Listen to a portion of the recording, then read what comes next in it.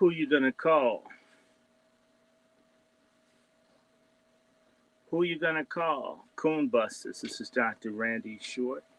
I'm just reaching out to everybody that follows what I like to talk about, what I'm sharing. I certainly hope that you join. I'm going to be part of Brother Coolic's show, and forgive me if I adjust stuff every so many seconds. I've got four different setups going on at one time, and I'm just trying to make everything work. That works a lot better. So I'm on four different channels, actually five, as we experiment, as I reach out, as I become more familiar with, I guess, the technology. Brother Coolic is one of these gender critics, a gender social critic, as well as a good brother. And we're going to be mixing it up, talking about current events, talking about simps, pork chop feminism, Vernon Jordan, you name it. And this is going to spill over into other conversations. Um, Forgive me, I like picking my ears. They feel itchy and icky every now and then. Sorry. I'm just waiting for him to bring me on so we can get busy. I want everyone to know all kinds of stuff is happening. Okay? So, Brother Kulik, hold on. Let me make certain I got to put on headphones. He's very technical, so you might not hear what he's saying. I hope you do. If not, you're going to hear what I'm saying. Let's see how this works out. Hey, Brother Kulik, can you hear me? I hope this doesn't go like the other show did, where I just couldn't hear the people no matter what. Oh my God, I'm not a legend. I just like stuff to get better if it could. It may not get better, but I'm not a legend. Maybe John Henry Clark or somebody else. So, Brother Kulik, are you calling me? Can't hear anything. And I'll switch headphones if you want, but talk to me. Yeah, we got some talking to do. I can hear you, Ken. Let me see. Let me bump my volume up. I think my volume's up. Now, what about yours, brother? And yeah, I can hear you perfectly. I do. You don't see them? You're hearing a dryer? No, you're hearing the heat thing. Uh, and unfortunately, I can't. Okay, well, I, mhm. And I want to say good evening to everybody in StreamYard. Good evening to everybody tw- in Twitch. Hello to everybody in YouTube, and hello to everybody in the other YouTube platform. This is Dr.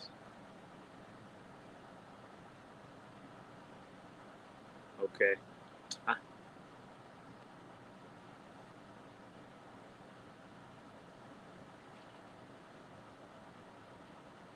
man, I'm very good. In fact, feeling much better. So I hope you're well. I hope the audience is well. And these are interesting times. And and I'm being watched on four different channels, so I better be on good behavior. Uh, so yeah, brother, I have missed talking to you and a couple of other people, and it's time to catch up. And this is just a precursor to what all the people in Coon Buster. I'm going to be in chapter 5 of this book, talking about pork chop feminism and simps, the simps that love them. And we'll be also talking about politics, talk about Vernon Jordan, someone that I knew. I mean, this is a whole lot of people I've seen that I knew died this year.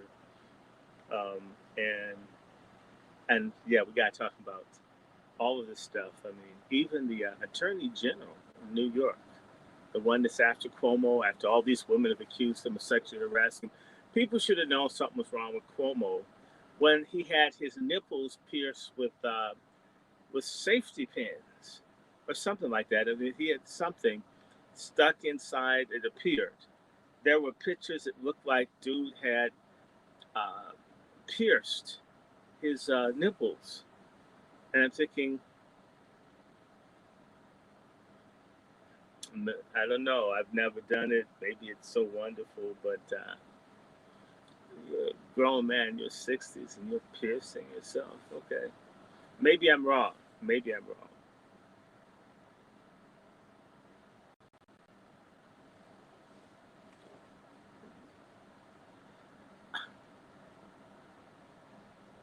Okay.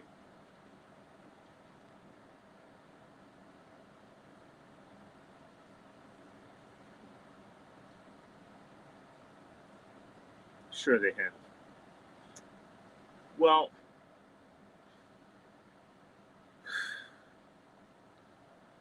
Maxine Waters may have been at some point someone of note to black people, but of late, she's someone that really needs to retire, spend some time, get a facelift, sit out on the beach, even if your husband doesn't want to be with you. But she's she's very closely aligned to people in the Mexican community, more so than to certain aspirations in the Black American community in LA. And she's been there too long. She's a careerist and opportunist, and she needs to move on. It's time for some new leadership. As much as I don't like COVID, the scriptures say all things work for the good of those that love God, call him to his purpose. Some of these people transitioning is a blessing to us because they won't change, they won't care, they won't help, they won't bring anyone else along, and they just sit there like bowel movement off of a stray dog. And it's time for them to just move on. So it's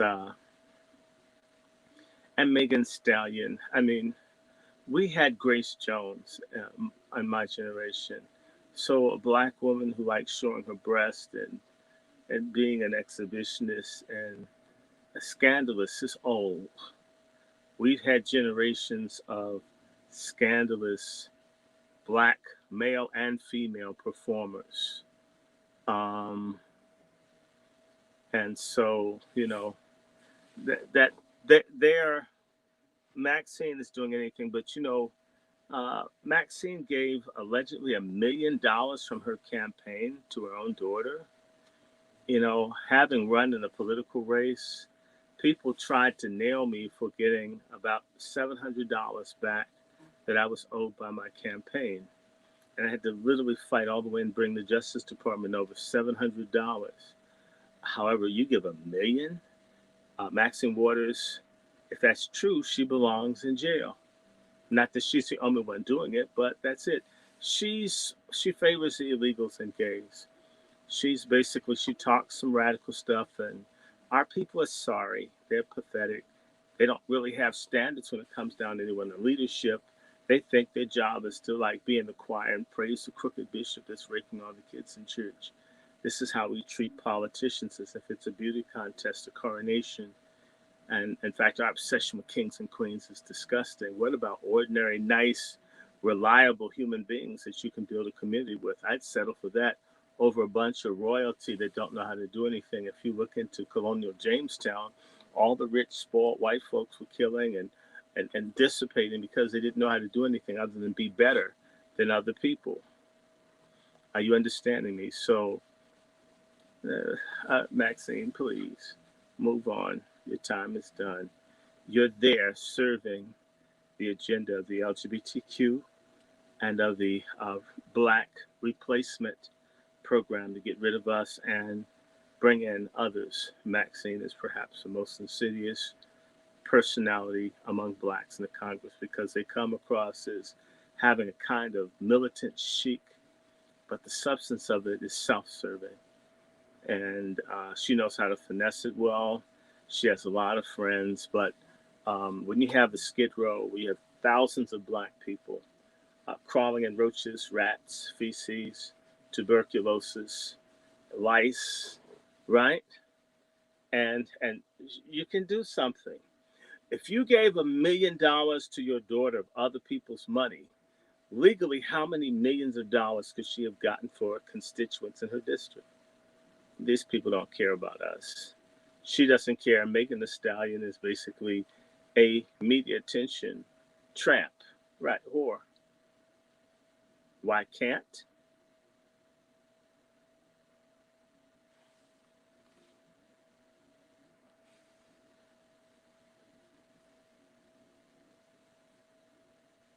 Hmm. Okay. Okay. Should I take the headphones off?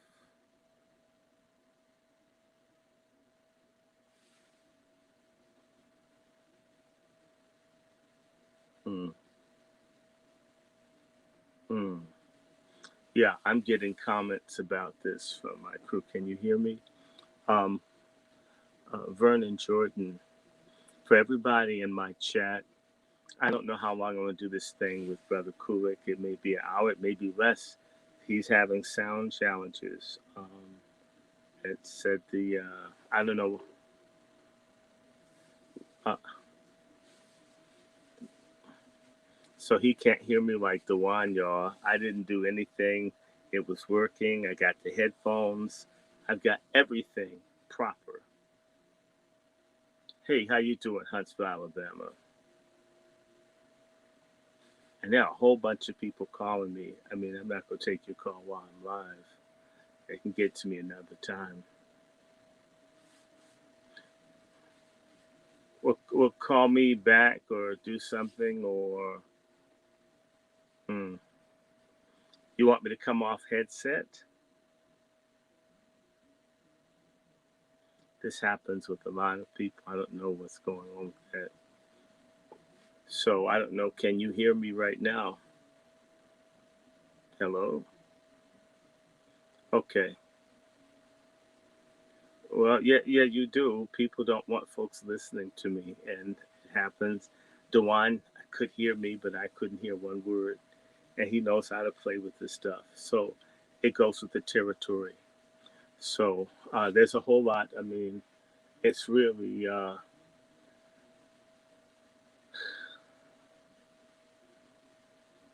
well. I mean, I told you I have an issue with YouTube. My if I showed you, sent you a copy, a photocopy of my page, the way it looks in my computer is they haven't downloaded any film, anything I've done in a week and a half. And there's one that they have downloaded, and there's one that's pending. What are they pending for? Yeah. Well, you can always do StreamYard.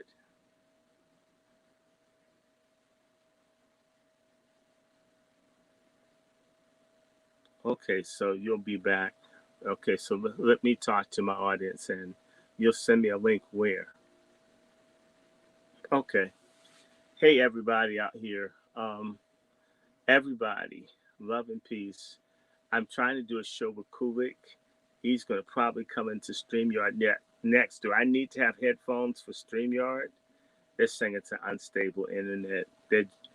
There's things that we're talking about that nobody's supposed to hear, and it's not like I'm all that bright, but just call a spade a spade. Be for real in what you see.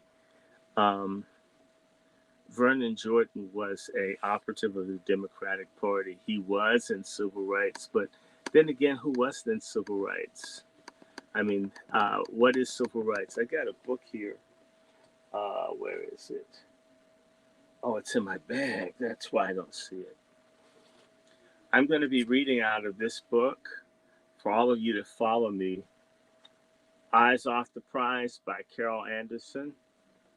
And I've got a couple of other books that I'll be looking into. I'm going to try to get these tonight. We need to jump on the book club. I'm sorry about the glare. All of a sudden, the lights that I have down here are not working properly. I've got one book from 1935, uh, What Now? Black Americans by James Weldon Johnson. Lift every voice and sing Johnson. Here, look at that. This book is from 1935, and it's got some insights since I'm going to be talking about T.D. Jakes and his churches.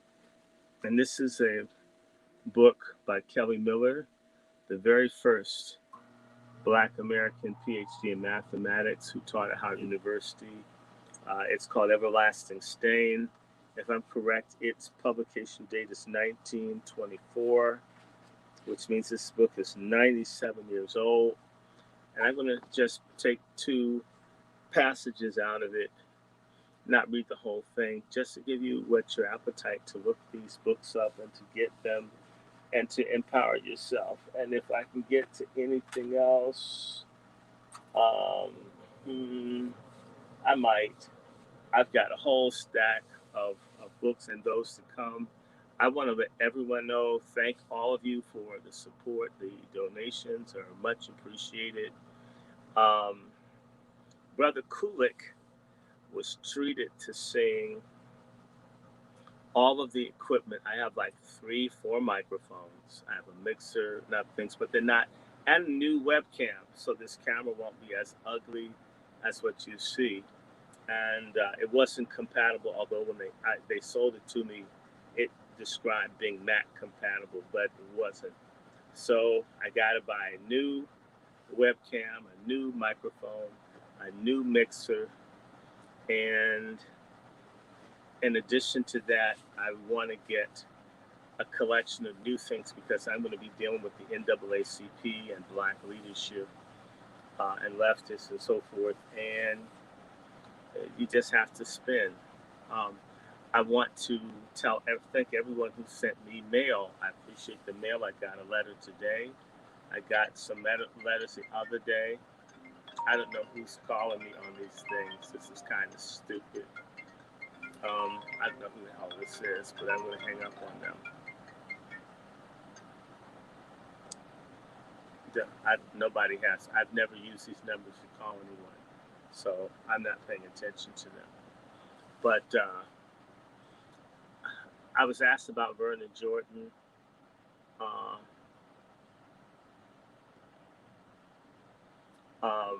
I really, I don't know how much Greg Carr. He probably has way more than I do. Jay Baggs, Skid Row, and this is true in Washington. There are a bunch of either they are promosexual or black lesbian politicians who have been given a free rein to destroy black people, and they get a pass because a lot of black men are simps. They're used to begging for intercourse instead of being men, and as a result of this, they put women in these places that are deviant, and people don't pay attention to them. If it's a man, at least now and then they'll get scandalized. Even a white man can get scandalized for being a deviant. It doesn't happen to women as often, and the society pretends, or at least doesn't extend itself to seeing these issues in women. On one hand, in a different age, it was a good thing. These days, it's not so good. Let me see. Let me see if this brother sent me an email to have me come into his StreamYard. And forgive me, y'all. I come on time. I have my equipment. I have my earplugs. I've got my microphone. I've got one. I've got just my regular Mac. I should say my iPhone recording. I've got my tablet recording. I've got my 2 Androids on Twitch and Facebook Live, and I'm on StreamYard. Okay. So I'm here. I'm doing what I can do, but this happens. Please don't charge it to me not wanting to have it technically correct, because everything I have is working. There are technical challenges if you're telling the truth. Believe me. Now, and if I'm hoping because you will hear what I have to say. And yeah, they will turn off your notifications and everything else. They don't want us talking to each other. That's old. The question is do we talk to each other anyway? Okay, I can hear you. I don't know if you can hear me. Okay, I can hear you.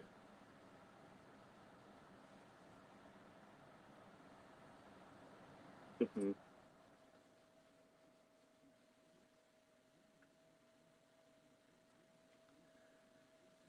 Excuse me. I should cover my nose. Okay. Um, I, and I want to keep talking too because I have live people 44 one place, 16 someplace. I don't know how many are up anywhere else. Three over there. Everybody, don't worry. I'm just in the process of recalibrating this. So over in Facebook, I appreciate y'all.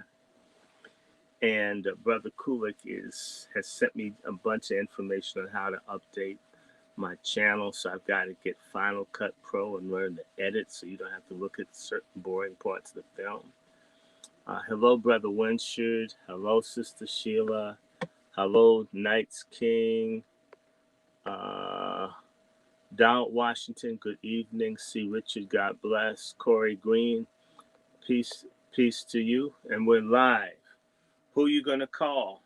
This is Dr. Randy Short, and I'm just a coon buster standing up, fighting against the dark forces of the boule, simps, pork chop feminists, coon tarts, and sordid racial traitors who have no desire to see our people ever walk with our heads upright in dignity, getting our MFM, aka reparations, and MFM stands for mother effing money, because we should be mad about this. Reparations is so clinical.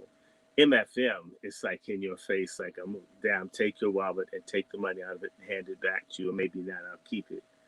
We need to be upset about our situation, and we're being failed by crooked, compromised, deviant leadership, careerist opportunists, liars, backstabbers, Judas on steroids.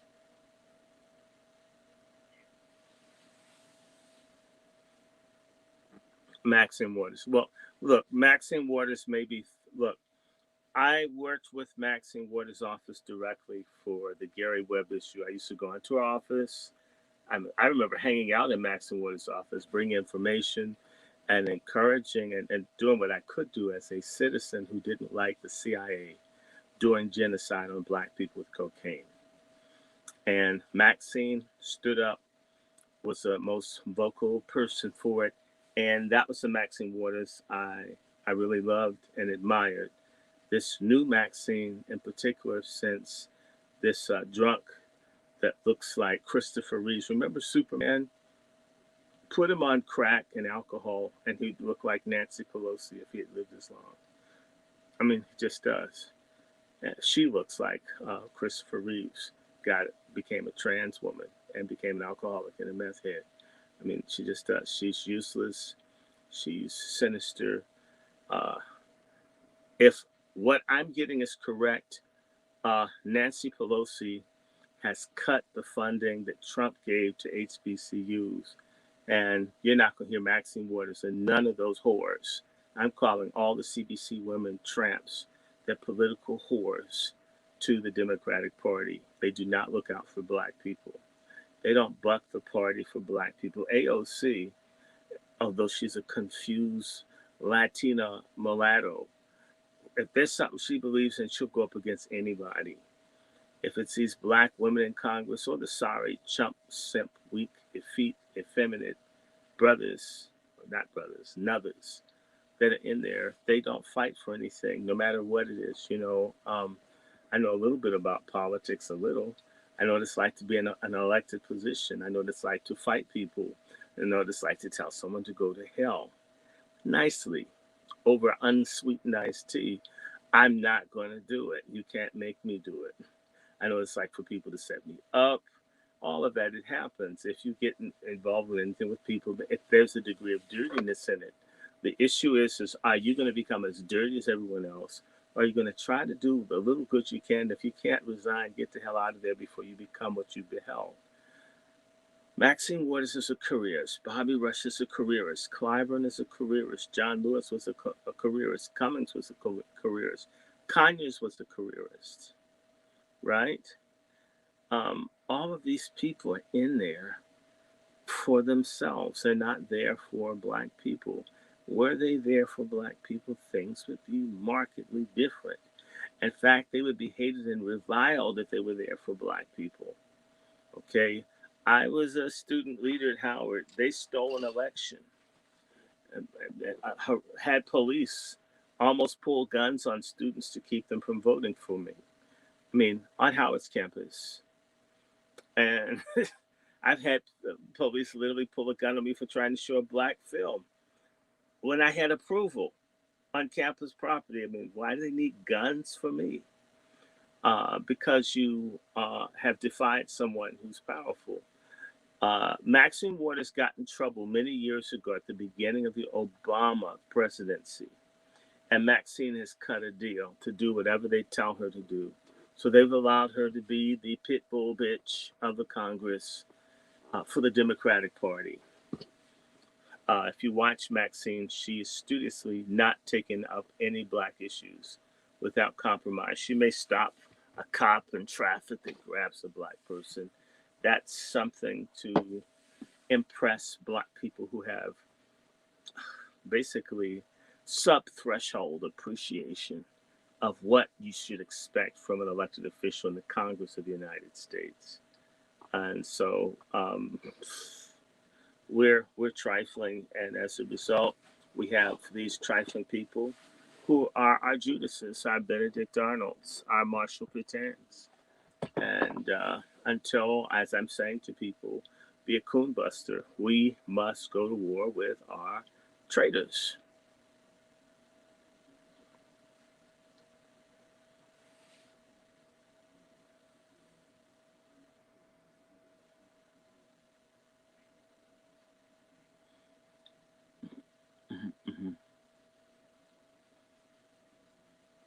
I've seen enough to be disgusted. Look, there are lots of musical hoes and whores and drag queens. I'm from a Pentecostal church. I've been seeing trash like that my whole life. I don't know why the trash is so in vogue now, but it says that the society is becoming more depraved, more degraded, more stupid, more gullible. I mean, Megan Thee Stallion, come on. Really? I I'm annoyed, but you know what? Megan Thee Stallion at least gets one thing right that matters to them. She hates Donald Trump. Donald Trump is the greatest problem that ever happened to people. While Nancy Pelosi's Gay Equality Act that would legalize pedophilia and make Black people slaves to white sodomites, and every single solitary Black member of Congress voted. All 59 of them voted for us to be enslaved and not to get reparations. In fact, our reparations would be given to wealthy white gays. This is what our Congressional Black Caucus has done. Were this another country, were we in a different society, and I'm not advocating violence or anything. Don't do anything to anybody. Even if you want to do it, don't. Do you know African, you betray people and people's homes get burned, their cars get burned, their stuff. I mean, they go after people who've let them down. They may be patient for a very long time and then they snap.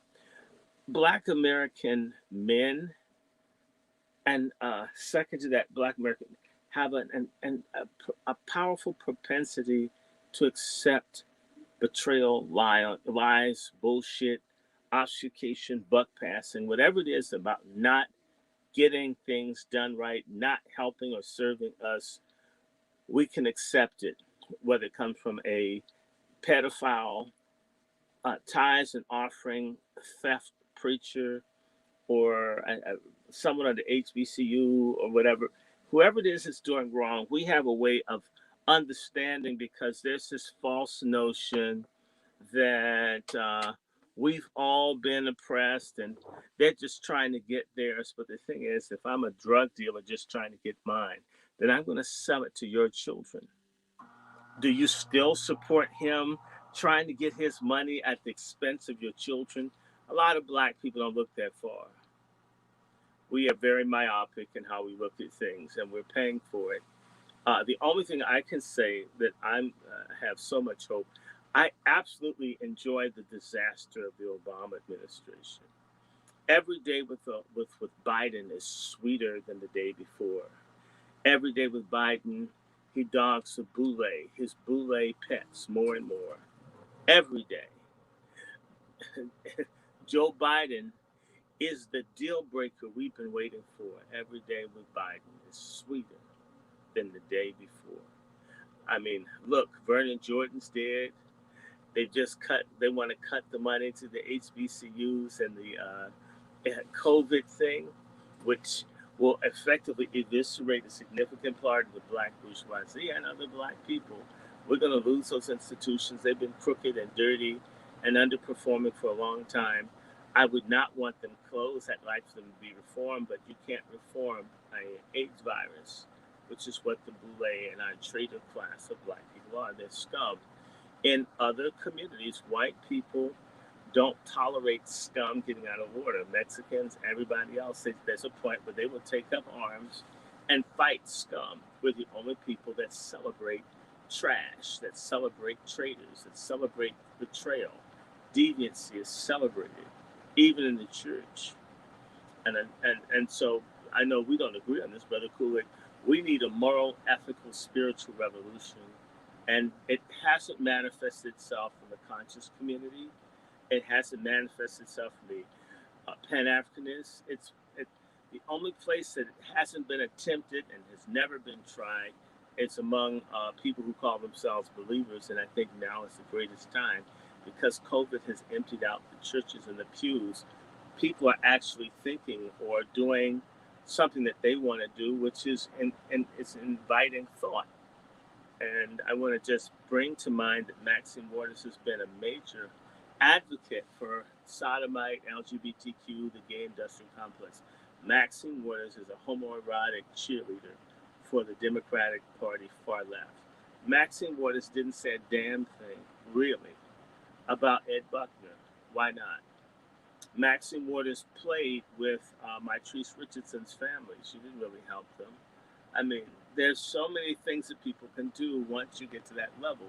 They're not doing any of it except enriching themselves. And I'll just repeat, if Mike Espy was hounded for $27,000 in gift from the Tyson Foods billionaire in the 1990s, why is Maxine Waters under the jail right now with allegations that she gave $1 million of campaign finance money to her daughter? And I'm certain that people may, well, Maxine, sure, she deserves that $1 million. I just like that, you're always going to hear that from some dude that's seen her. She has a halfway decent backside when dressed properly. That's all that was required.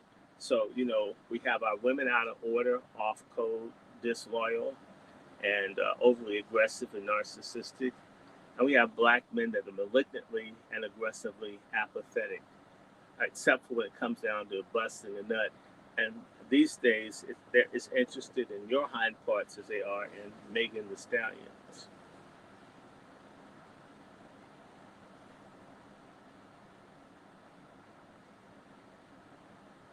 Well, they're getting vaccinated. They're taking themselves out of the picture. Okay. I never thought I'd like Tuskegee, the first one, and I don't like the second one.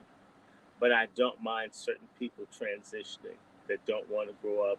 Old dogs that not only can't learn new tricks, but like pissing in the floor. I mean, I was visiting a friend down in Atlanta whose husband is Great Philip Smith, a black power advocate. And I was cleaning the house, and I was cleaning the house because it's so dirty. This is a very nice lady, but she decided to clean her house since her husband died. So I was pouring ammonia everywhere, just cleaning stuff up. And everywhere that I would clean stuff up with the ammonia, the dog would come and piss because the dog took my ammonia. Since a piss does turn to ammonia, the dog felt like I was pissing all in their house. And so the dog pissed on top of my piss to say, "This is still mine. You're just visiting." And that's the way the boomer generation is. They ain't trying to clean it up, and anyone that does try to clean it up, they're going to piss on it because they were there first. They think birth order makes whatever they say or do justifiable. That's like saying when Hitler became 100, he became a saint because he lived longer than the baby that was Jewish born today. We're, and we have a lot of really stupid cultural stuff that's retarded. We need to rebel against it. Uh, you know, it's just ridiculous. In fact, the news this week has been quite interesting. Did you see? And I'm not wishing any ill, but the Honorable Minister Louis Farrakhan has never looked as unwell as I saw him in the recording. I was taken aback. Jesse Jackson's sick, and lots of people sick, and this is a bioweapon and it's taking people out. But I'm just curious, is it going to get uh, a lot of our older people who won't change, who are compromised, who've been bought off?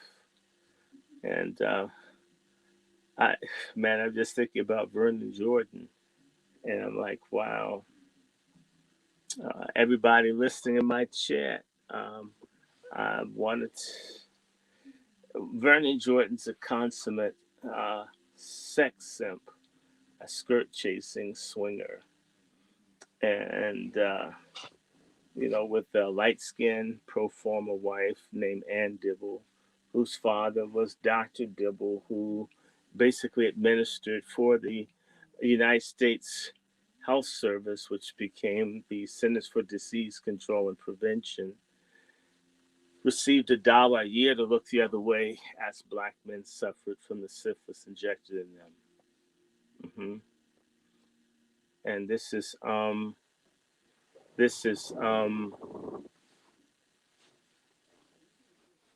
mhm. uh, Vernon Jordan's best buddy, one of his best buddies is Bill Clinton. He can ride around like he's driving this Daisy in a golf cart with Bill Clinton when Bill Clinton is cutting all the social safety net, which has caused hunger, food insecurity, homelessness, all kinds of major suffering to black people. And Vernon Jordan was his buddy running around with a grin. So, all good things have to end. He lived 85 years. There are a lot of these blacks who did something back in civil rights. Maybe they got hit in the head with a rock. They've been amply paid for getting hit in the head with a rock. They're getting paid more than young folks that get racially profiled and harassed every day of their lives in cities like St. Louis and Baltimore and Washington and Detroit, New York, right? So, it's tiring. And feminism is disgusting too. Did you check out that Cuomo? Let's talk about him. Look like there's a picture. Looked like he had pins in his nipples like a year or two ago. And did you see that picture?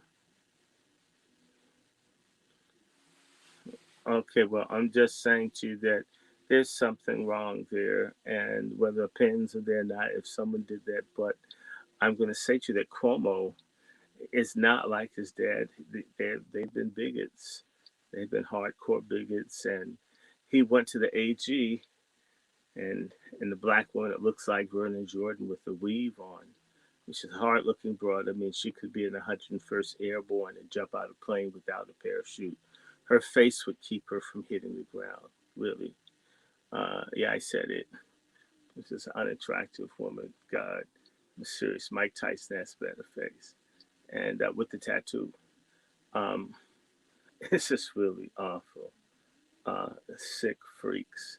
And this woman, I think she's trying to posture herself to be governor in New York, and she's gonna try to get it. But her letting him off for harassing white women, the alleged harassment of white women, it's gonna make white women vote against her. A lot of black women, judgment's coming on them for being stupid.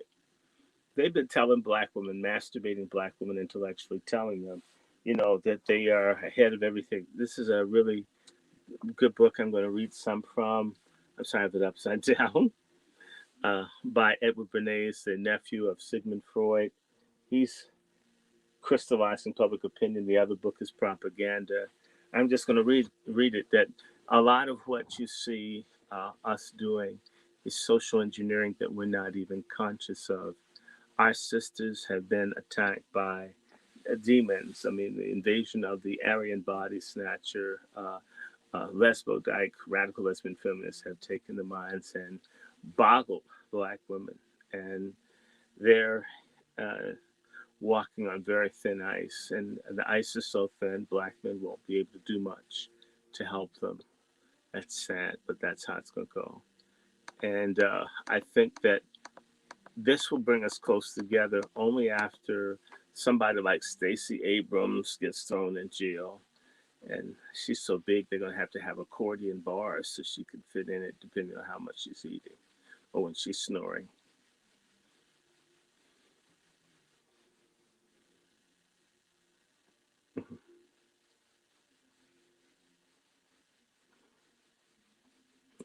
Do anything you can to make their asses want to go to Leisure World. Shove their asses out of the way. They'll never listen to you. I'm telling you, as a non boomer, I thought if you got good education, you waited your turn, these people would open up and allow you to do. It's not so. They will live until they're 100 years old trying to keep you out of everything. We have to drive their asses out while we still have a chance as a people. Those young, it's time to rebel generationally. Take the damn torch. I mean, I'm talking about, what's a, you need to mug them. They need to get jacked. Jack the torch, take it, and threaten to burn them with it if they try to get it back. They're never going to change. They're never going to listen. They can't learn new tricks. There are old people around here who think that they're going to get stuff by lettered mail, and you can't say to them they're not going to do, right? And these people, I'm telling you, internet has been around. I started using the internet in 1996, although I was using a version of the internet in 1993.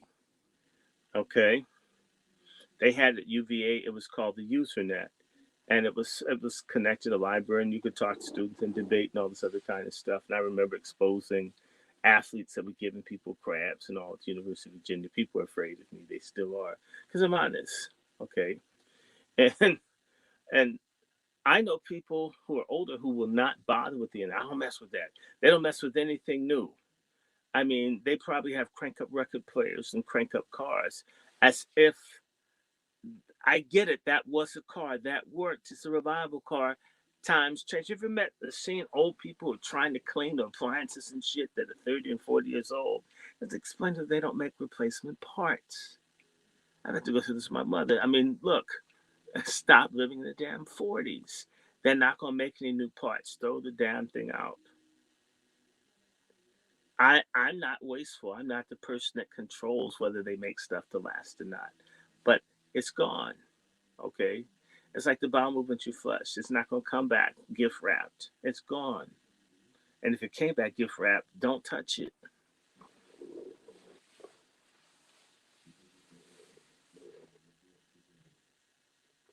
Mm-hmm. Mm-hmm. Yeah. Well, look, we're going to work on that.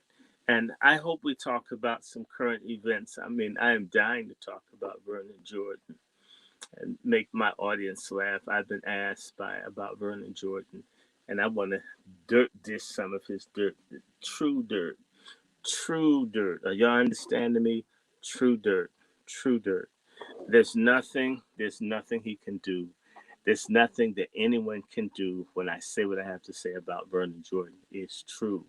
I'm going to nail that swinger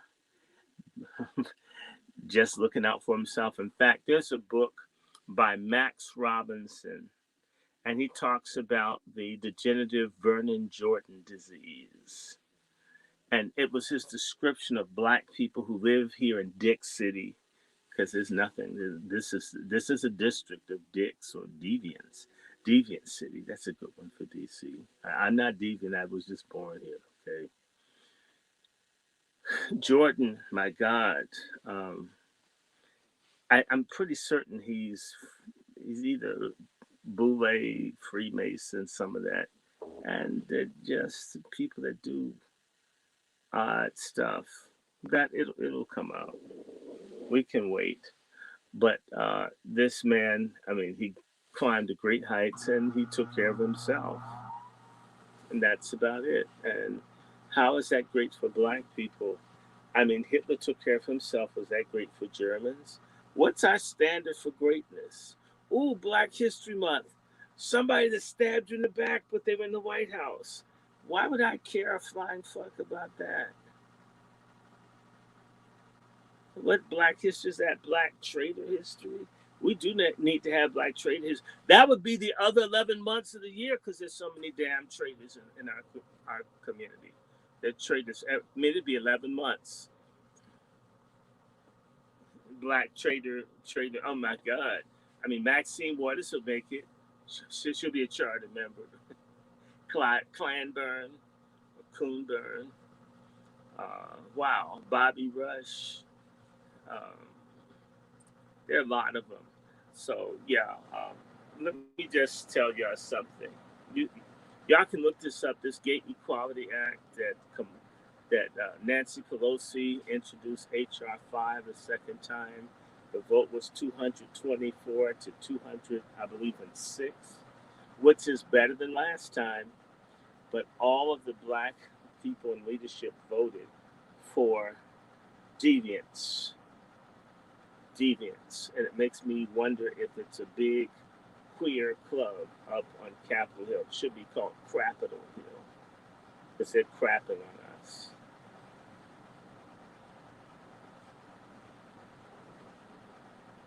Yes, yes, we do.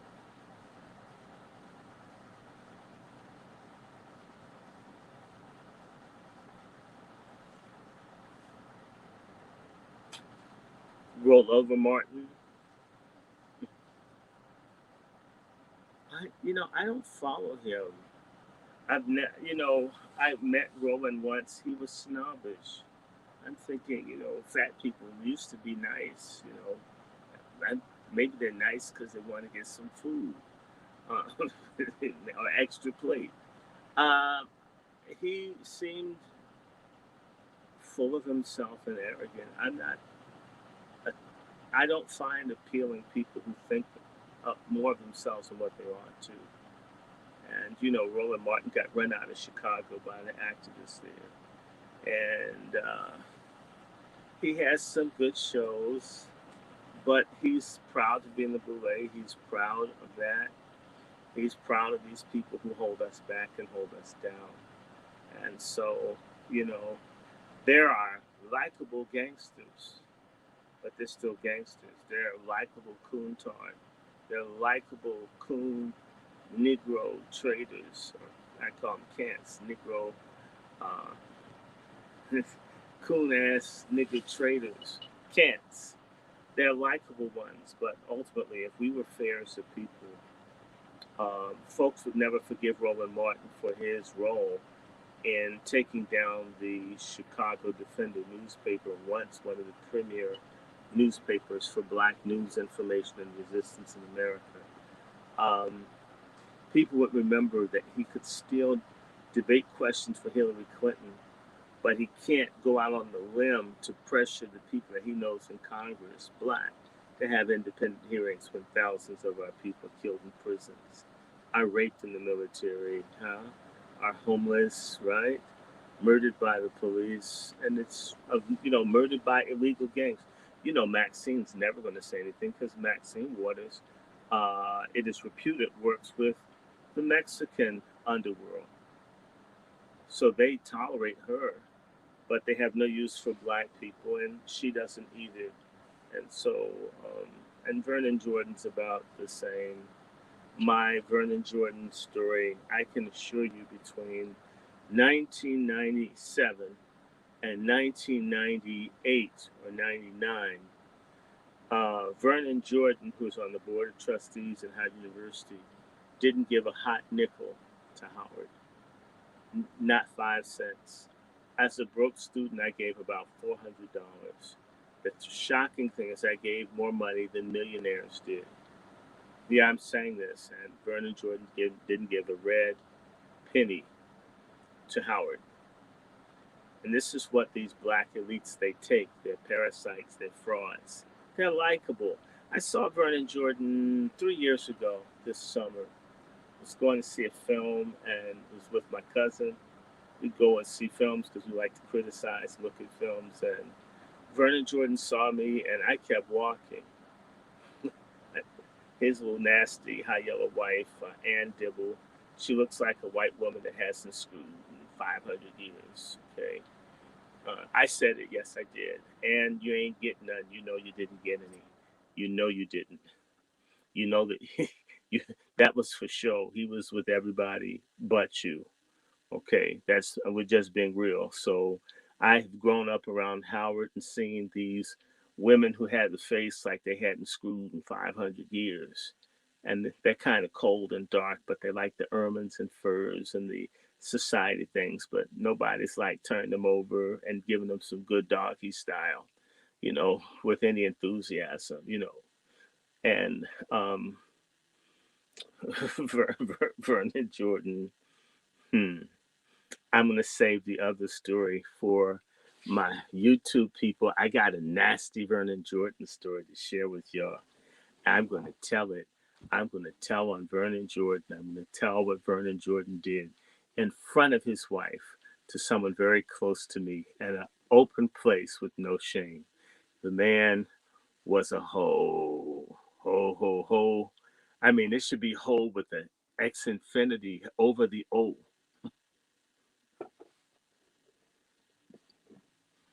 Dogs.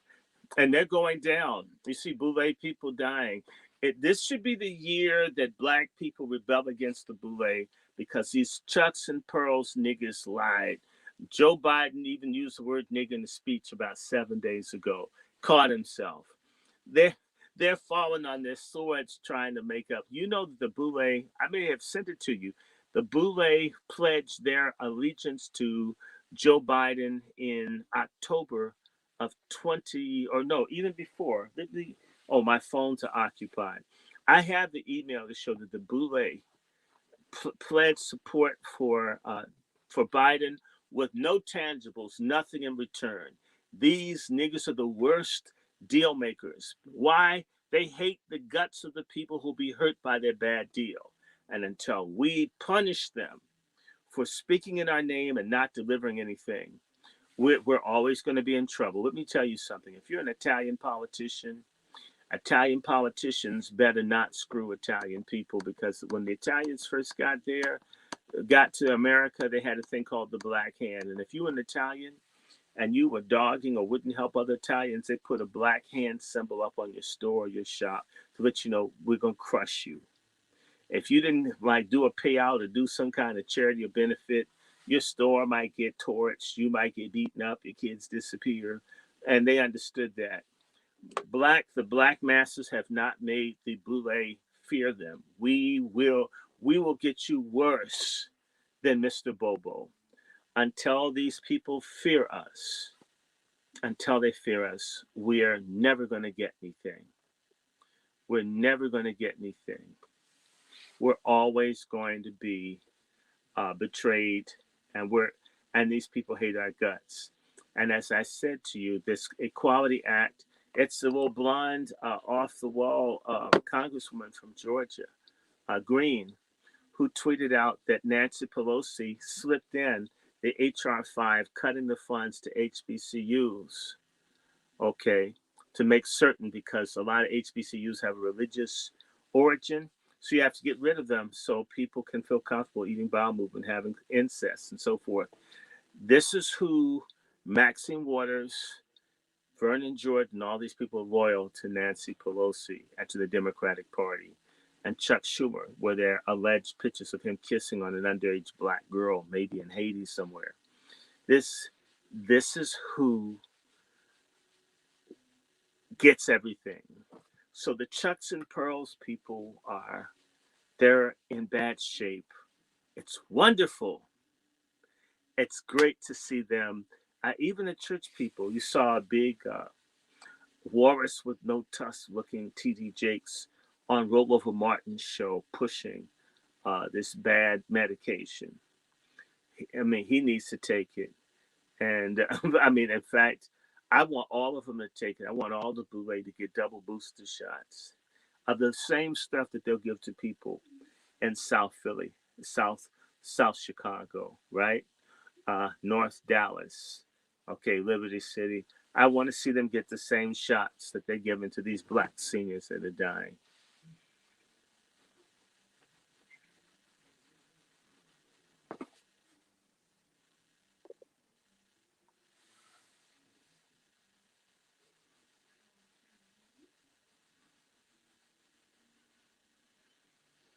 No, it's a different group of people. I know they did about 1904. Forgive me for not knowing off the top of my head, but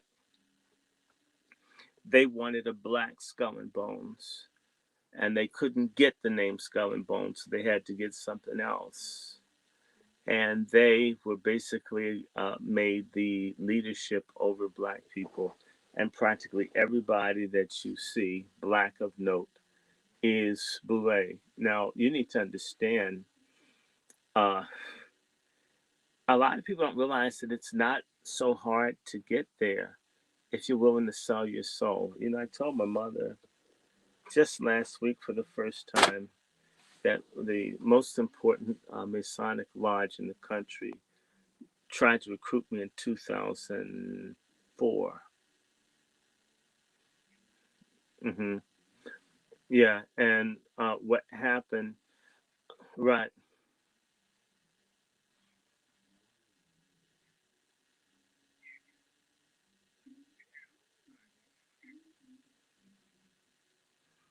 Hmm. And the most important and most powerful Masonic lodge in the country, as far as I know, is a, is in Alexandria, Virginia, and they wanted me to join, and they set aside thousands and thousands of dollars for me to come in, and I declined the offer, and the man threatened me.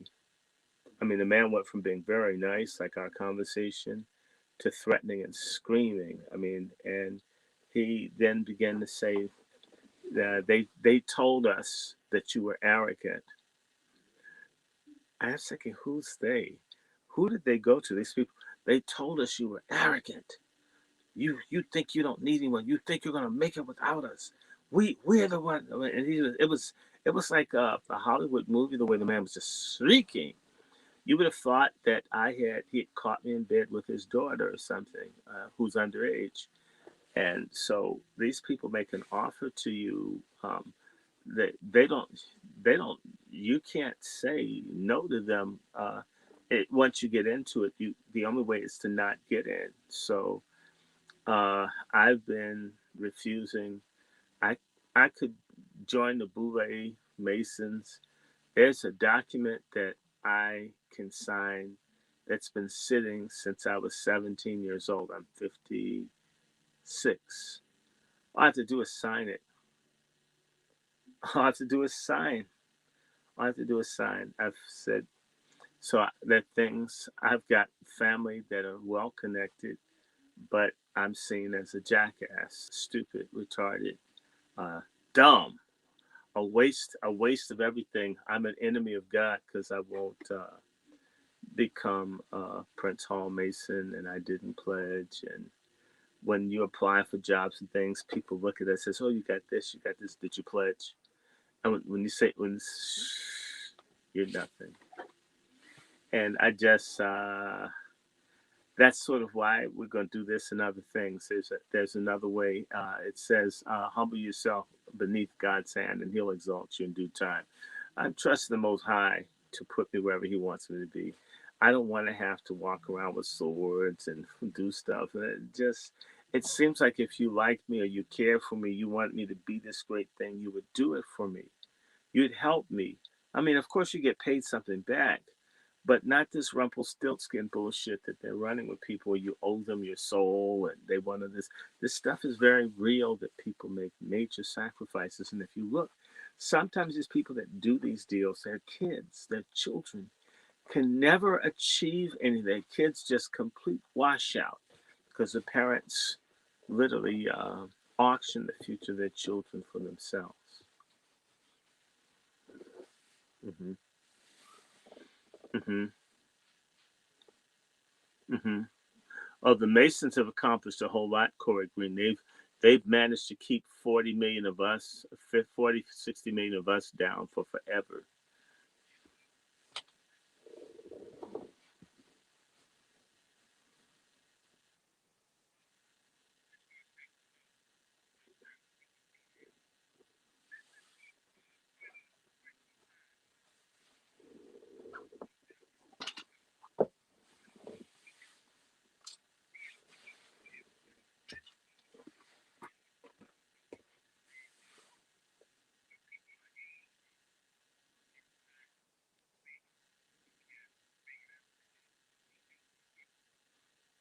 They don't give a damn. Neither do the people in my generation. And your generation has been failed by three successive preceding generations. They failed us. Uh, we failed the ones after us, and we failed you. And the ones of us who want to help, I know a lot of really good people that are teachers. We've all been purged out by the boomers and other people. If you could communicate, they say, "Oh, you can't reach these kids. They're useless. You can't help them." And that was never my problem. My problem teaching was the older people of saying, "You can't tell them this, don't do this, don't give them your food, don't have them come to your houses." And I'm thinking, but this is what you got. What these boomers have done is given the millennials less than what Negroes got in the Great Depression, with far less to work with. We've got more, you get less. It's a total betrayal on every single level. Here in this city of Washington, boomers and other people sat back. They're looking at all over this country legalizing prostitution for black men and women that are millennials to be screwed by people from Asia and Europe like this is Thailand. And they consider this economic development. And I know what it's like to go in and beg people, why would you do this to them? Y'all say they're bad. Now you're going to make it legal and impose it on them.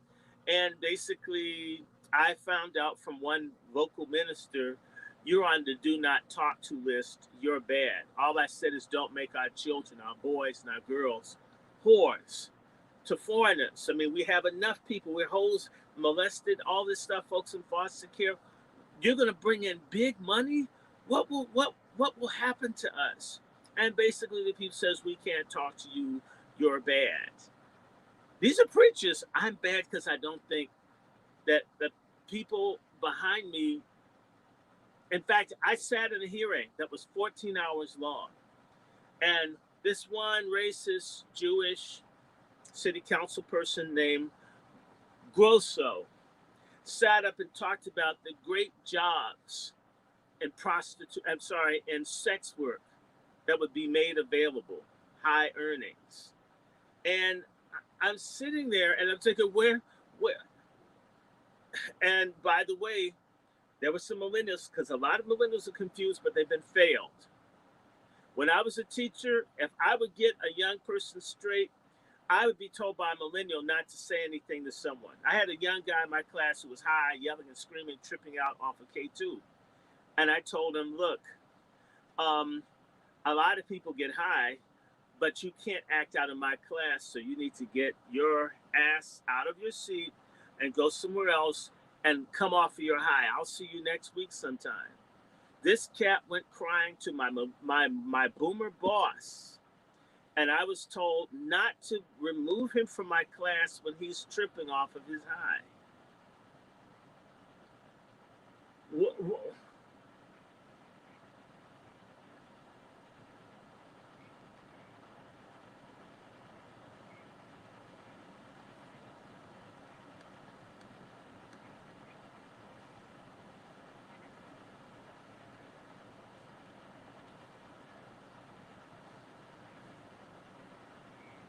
Mm-hmm. Sure, they did.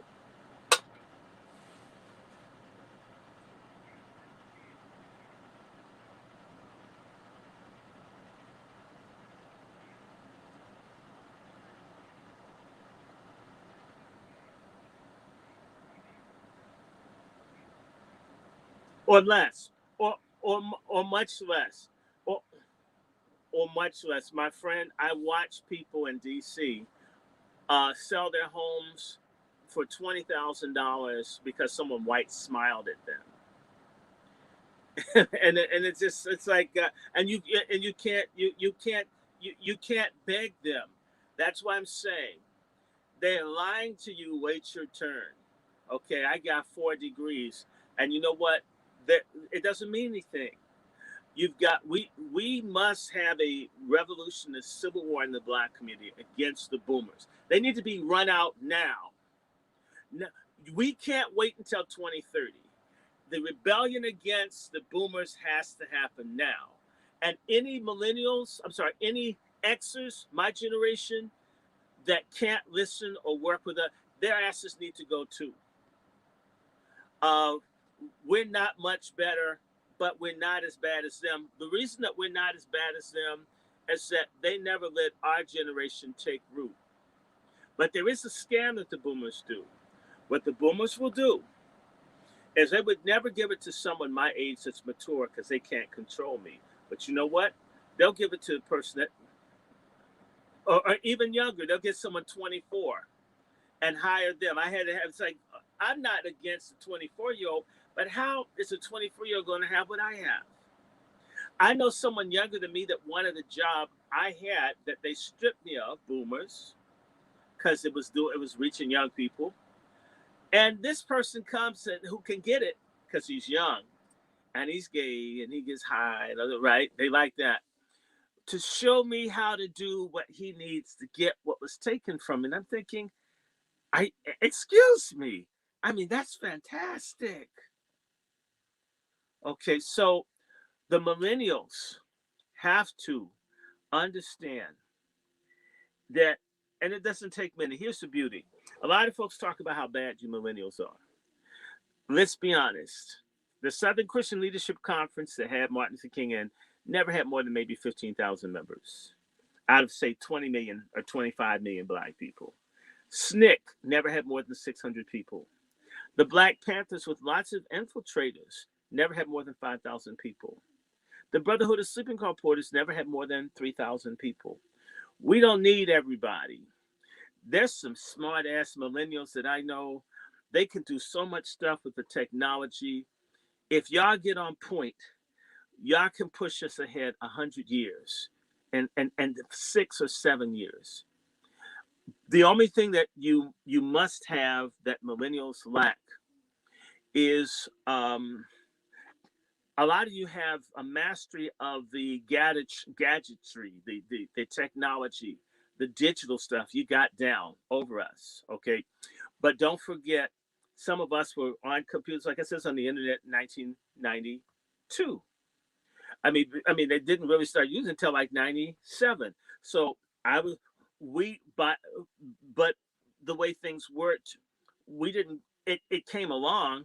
I mean, we were in hip hop before y'all were born. Everything you do, some of us were doing then. The only difference is it's on a whole nother level with the technology and all this come. Along with your knowledge of the systems, look for the legitimate people that are older that can give you the wisdom and the content to add to what you're doing.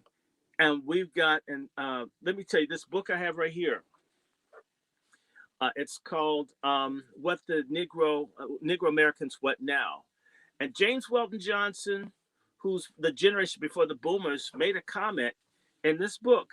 I'll be reading from this book on my YouTube channel, hopefully later tonight, about the fact that they're going to have to do something for young people. Young people must be brought in. You see, black people have a problem with successorship worldwide. In Africa, a nigga 90 years old just can't, I mean, you can't see, but you still have anybody that could be anybody killed. Find people who believe in peaceful transitions in power and successorship. I don't run away from talking to anybody that won't mistreat me. Yeah, because my hair is white. My hair started turning white in like 1976. My hair's been turning white almost 50 years. Don't trip on me over my hair color. Look at whether do I talk to you like you're the problem or do I talk to you like you're my solution, right? And so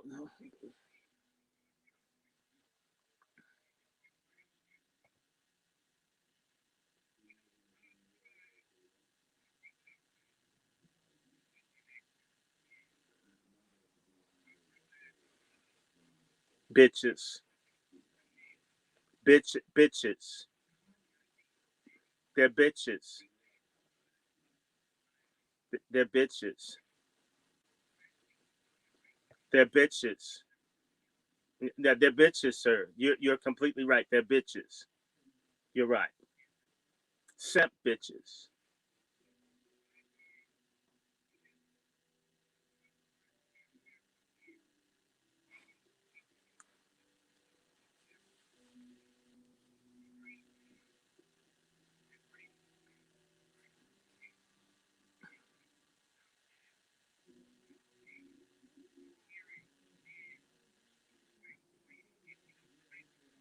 Hmm.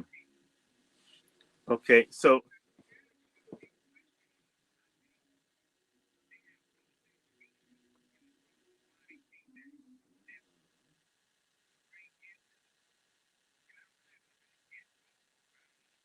you should have something. You should have something against people who are trying to tell you that an asshole is a pussy. I mean, that's a person that's coming in to deceive. That's a problem.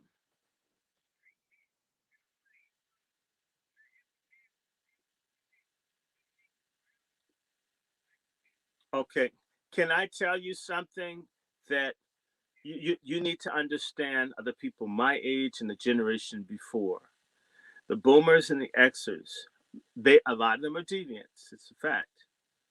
Okay, you came from some they, but there were restraints on people, so you couldn't do everything. Like I remember 1971 being in my uncle's car, and they were playing the Isley Brothers, "Fight the Power," and the word bullshit is in the song "Fight the Power." And it was bleeped out, but we knew it was bullshit. And we liked the song because you know you're not supposed to say bullshit. And everybody was enjoying listening to, even if they took it off, they were saying shit on the radio. We wanted them to say shit and bullshit on the radio, but that's as much you could get as a blip off. So when those people got in a position, they made certain that there was nothing but filth for people to listen to because they always wanted to be dirty. And a lot of boomers and Xers live their deviant fantasies through the confused young people that they're propagandizing, lying to, and setting up to get VD and death and all of this. But, you know, like when they couldn't have an abortion, make certain that their kids get all the abortions they want, put them on birth control, let them have sex, or whatever it is, just take all the rules away. I have family members, family branches that are destroyed because one generation had discipline. And in particular, there was always, and yes, I can't stand pork chop feminists. I hate feminism. I hate it all. Oftentimes, there would be these women who couldn't do whatever they wanted. When the times changed, they raised their kids to be more wild than them. and they protected their kids in being wild. And if the father wasn't there, whether she drove him out or he left or whatever, basically the woman being a piss poor, shitty mom got a covering because black men weren't there, the father wasn't there, black men are bad, she's making the best. I mean, well, maybe she gave her child weed when he was 2 at his birthday party because she didn't have milk.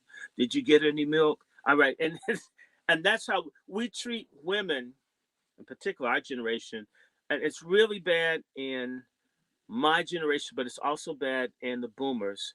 I don't get this thing. The world's not going to run out of pussy tomorrow. I don't care. It's not like Bitcoin. It's not going to suddenly lose value and disappear. There's a immorality where we've objectified women before y'all were born. And everybody's just, they're not trying to get married. They're not trying to have a relationship. They're not trying to honor a woman and build something.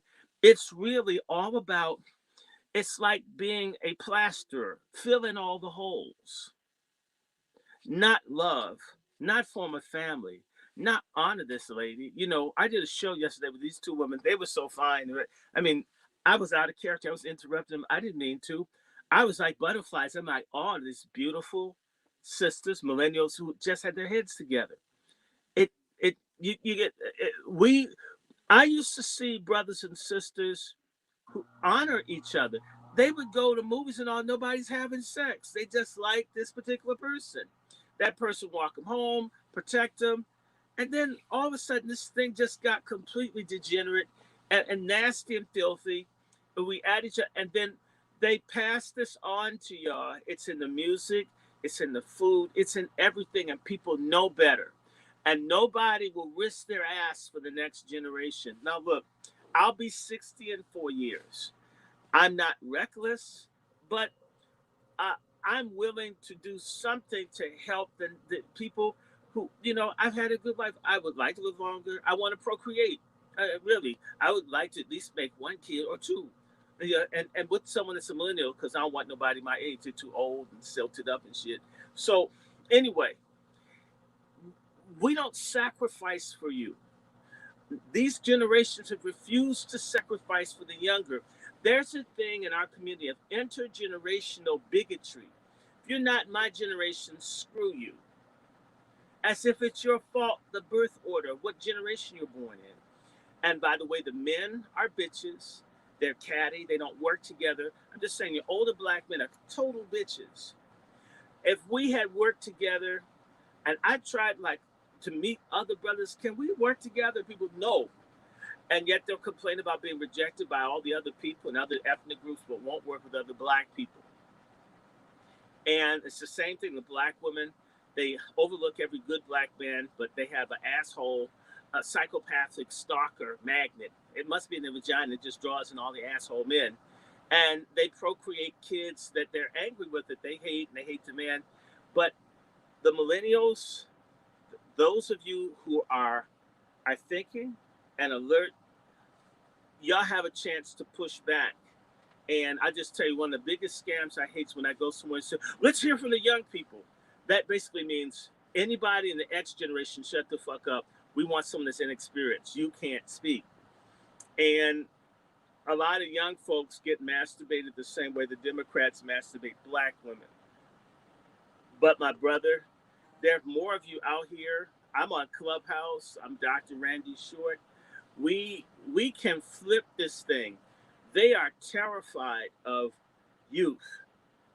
The more white hair I have, the nicer people are to me. I guess they think I'm some old geriatric scared nigga, so he's okay. They're afraid of you young people. I love it. Let me tell you, I got fired everywhere I taught because all the young folk eventually say, he's cool. I mean, he can come and eat in this office, he'll talk to you, do stuff. Then all the people hang out my room. Well, why do you have so many students? It says, I teach here. You need to push them away. You have to distance yourself. These same people having sex with the young people. My crime was I wasn't screwing them. A real story. I was at Lane College teaching, and those people were such deviants, these boomers. They thought I was trying to have sex with the students. So they had police, the campus security spy to see what was going on in the classroom I was in.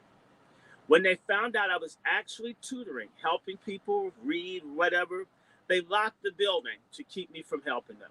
This is what the boomers did. Yes, they did. That was on my time. You would think a school, a HBCU, was supposed to help. I didn't mind. Look, I'm single. I don't have kids. So to me, teaching is like parenting. It's like giving a, somebody's got to help these younger people, right? So I did not bother anyone. I didn't screw any of the students. In fact, I even had a lesbian student tell me that all the students in the school trust me because they knew I lived a decent life. They were wondering, why do you teach here? You're not screwing anyone. You don't use drugs. You're not stealing. They're going to fire you. She's right. It's not scary. I mean, where people come up and say, I'm going to come to every class because they're going to fire you. You care about the students. And and they purged systematically on the Boomers Watch. Over 100,000 black teachers and educators have been removed all over the country. That's without a whimper. Maxine Waters hasn't said anything. She used to be a teacher. I mean, they've allowed everything, the farms, the businesses, everything has gone to shit on the watch of the boomers. And the Xers, some of us are cool. I mean, I'm just cool, but because they never got to be in the position that the boomers are in. So we can't do as much for you as we could have done had we been allowed to be in our point on square, on code, but the boomers would never go home. In fact, no disrespect, COVID is almost like a blessing. Come down, found every blessing. If all the sellout Uncle Tom boomers got COVID and passed tomorrow, it would open up some doors. Not that I'm wishing it on anybody, but damn.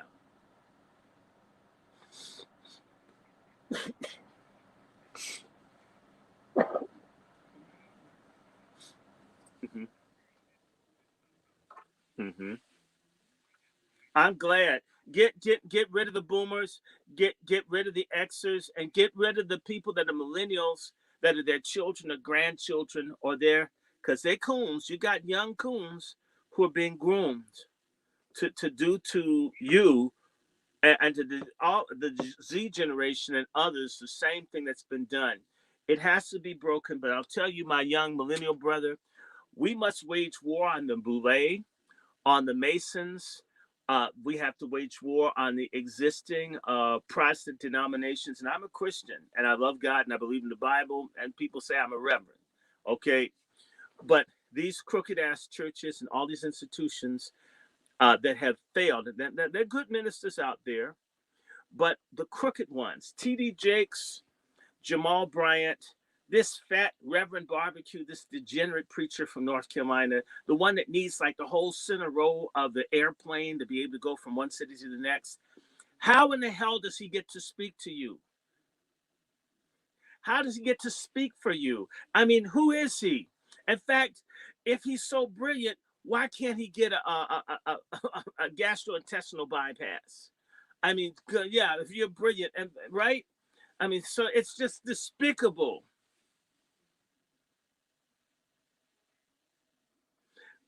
So get sick and tired. Get right.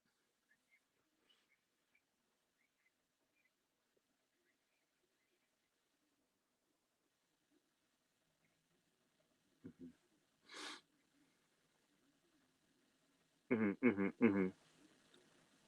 And how long are we going until? Because I need to. I'm getting all these questions. I don't know if y'all are watching on Coolic's thing. I don't know if they can hear you. But this is you got to send this to me so I can post this on my wall. But brothers and sisters, in my chats, I'm talking to Brother Coolic, and we're gonna keep going, brother. I just want to mention, that sister again. I was talking about the one that looks like Vernon Jordan with the weave on, the Attorney General up in New York that keeps messing with Trump, but they're not doing anything about how the cops break black people's asses in New York City. It's absolutely amazing to me that this stuff goes on all over. My God.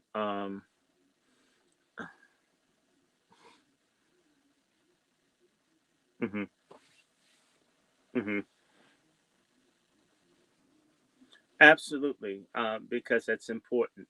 And you know, I'm really upset that they're putting up Megan Stallion. And I watched the Billie Holiday movie, Billie Holiday versus U.S. And I'm thinking there are other black women that are significant that didn't have the drug and sex challenges that Billie Holiday had. Not to take away from her greatness as a style. I like Billie Holiday. My man, he don't love me. He treats me awful mean. He's the lowest man I've ever seen.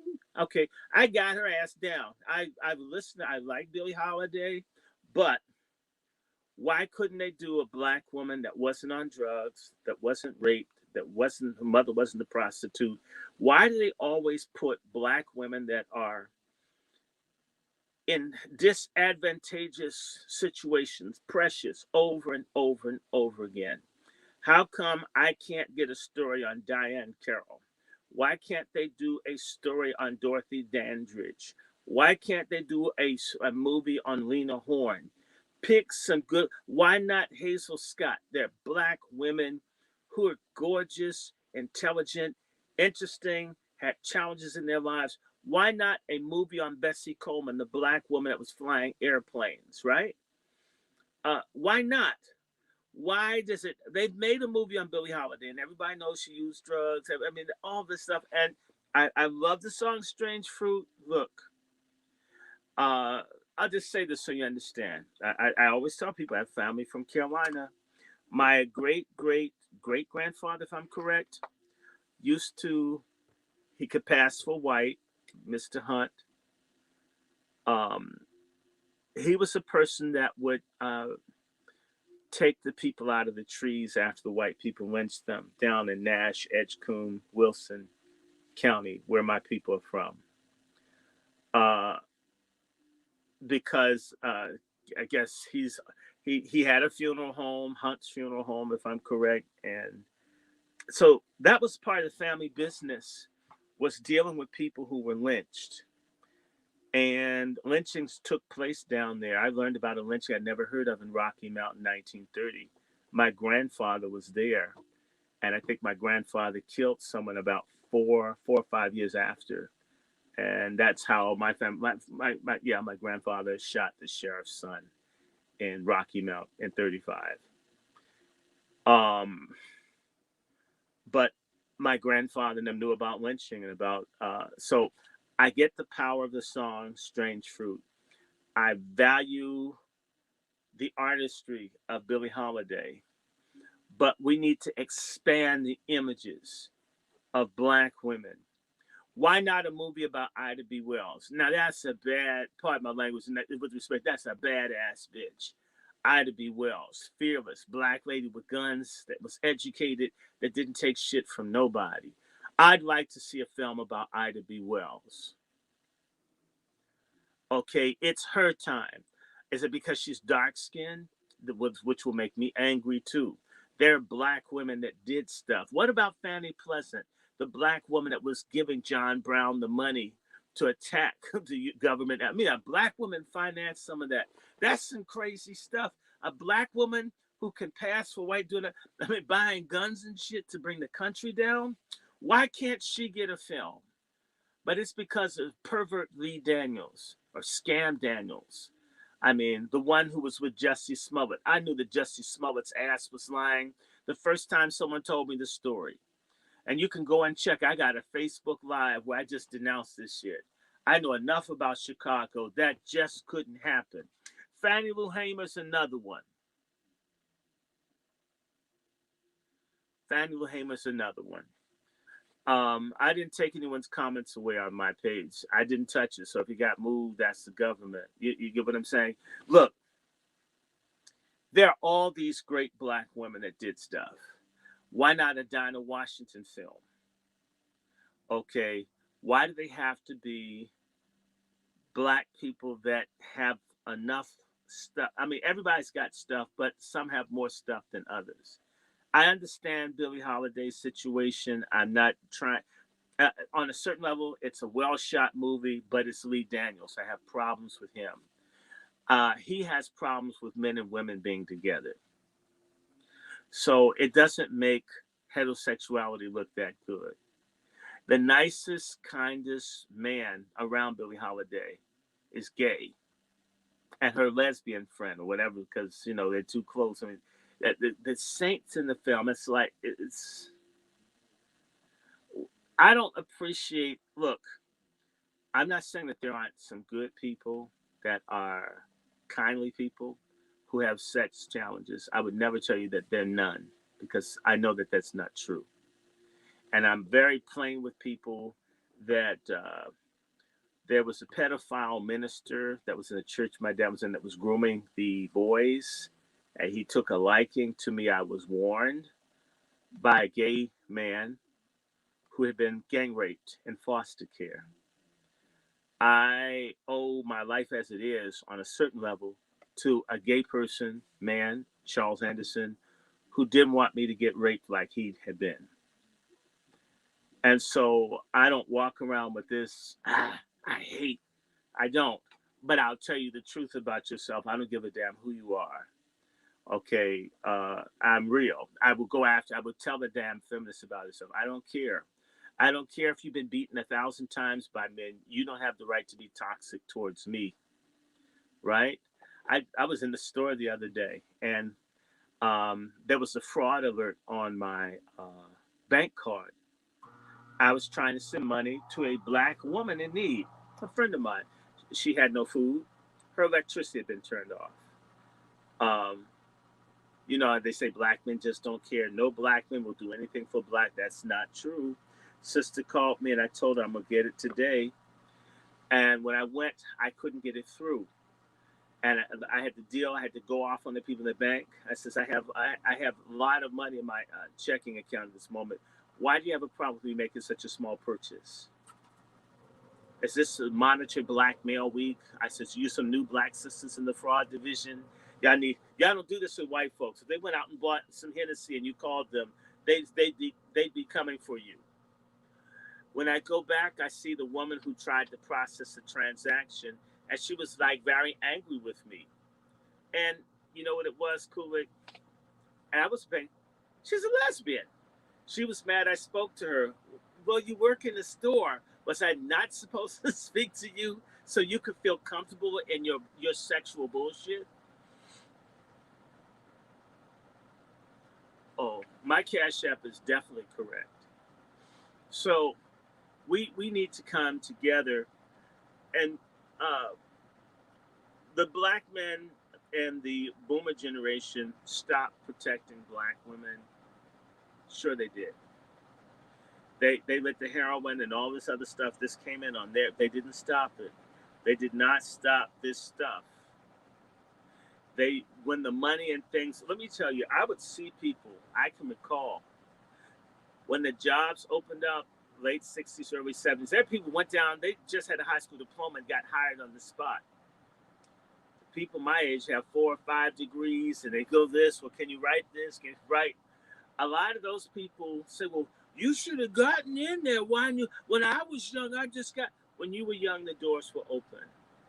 They didn't make certain that the doors remained open for us. And when the doors got shut, they blamed us for not getting in. That's a despicable thing about boomers.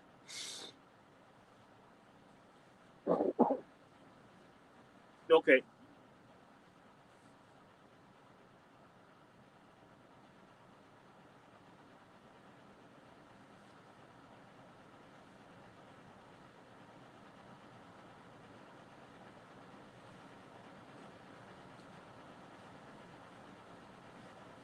You mean that's Pac-Man that eats up everything? Okay. Yeah, it's like Pac-Man.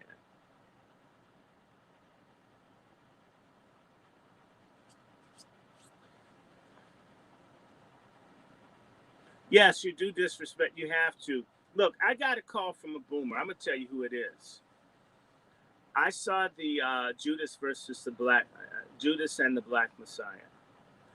I know the brother who started the Chicago Black Panther Party, who recruited Fred Hampton Sr.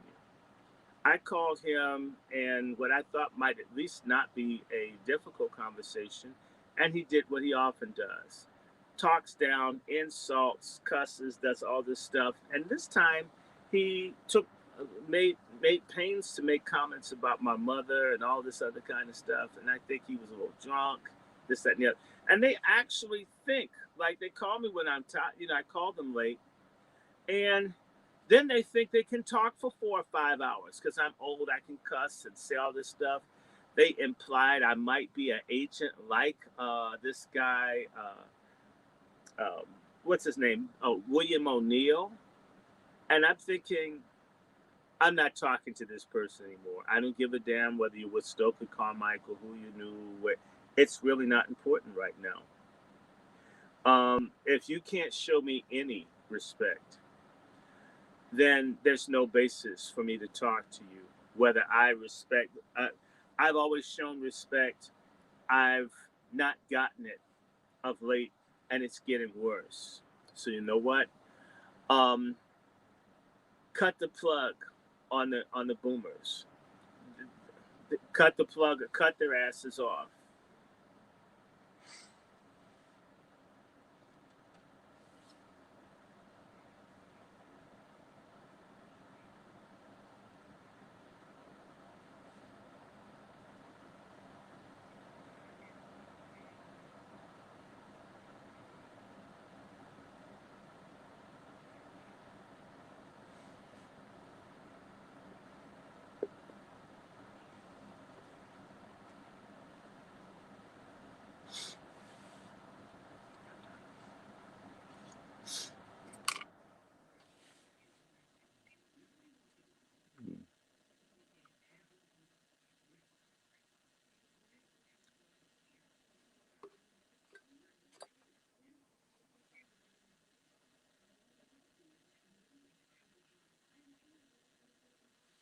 Mm,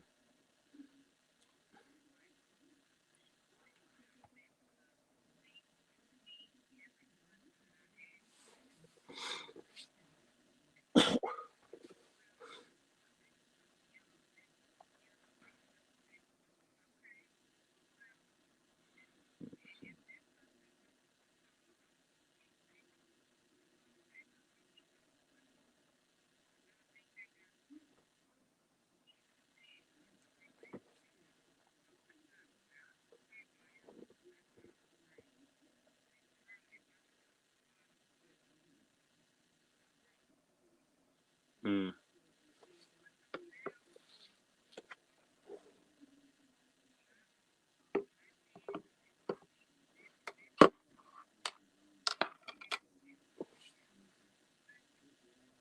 mm,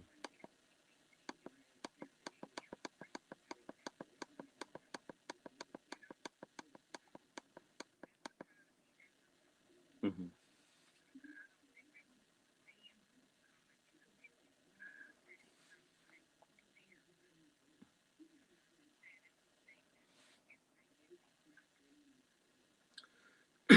Host, I need to get some water. Can I have like just a quick break? These old books mess with your throat. 1 second.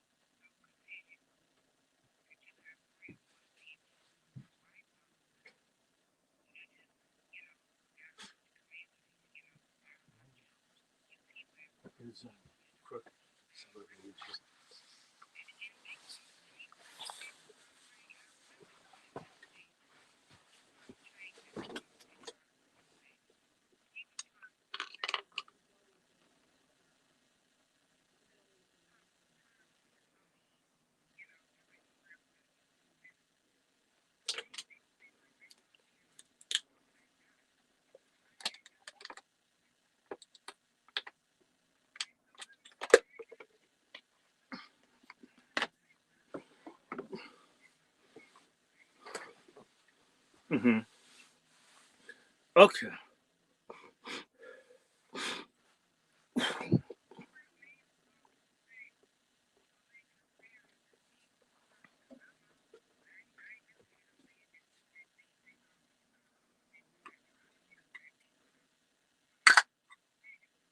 Mm.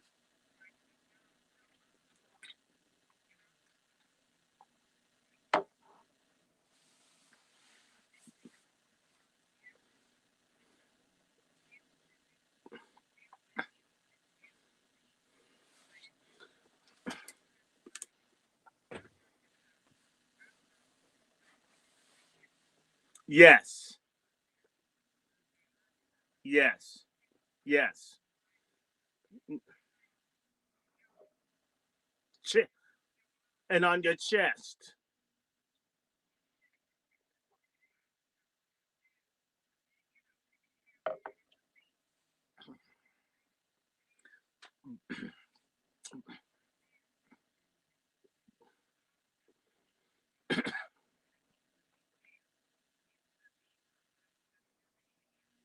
Sure it is. And it started with the boomers. The boomers the boomers betrayed everybody. Okay, I just told someone in an interview yesterday, my father was one of the ignorant boomers. He didn't mean to be. You know, my father voluntarily had himself sterilized 56 years ago. 56 years ago, this time of year, my father was in depopulation because let me just be honest with you about the boomers. You're correct. There are lots of excuses, there are lots of lies, there's lots of bullshit. Let me give it to you, and I'm not a boomer, but I've got a fairly good memory going back the to about 1967. Okay, when I was two, I can remember this stuff. Look, first and foremost, most black people, we've never really had um, we've had we haven't had institutions of power that are democratic that build up a people. Black people lack democracy and representation even amongst ourselves. Whether it's the Greek letter organizations, the HBCUs, the churches, none of this stuff is truly representative of the people. Nothing. There's nothing that we have. There's nothing that we've ever had. With maybe the Freedom Democratic Mississippi Party, it's small, but for the most part, decision making, accountability, reciprocity does not exist outside of a family when you got a good man, a good woman. Maybe there's a community where it's organized, but we've had it, we've lost it, and the boomers lost it, and the generation before was losing it.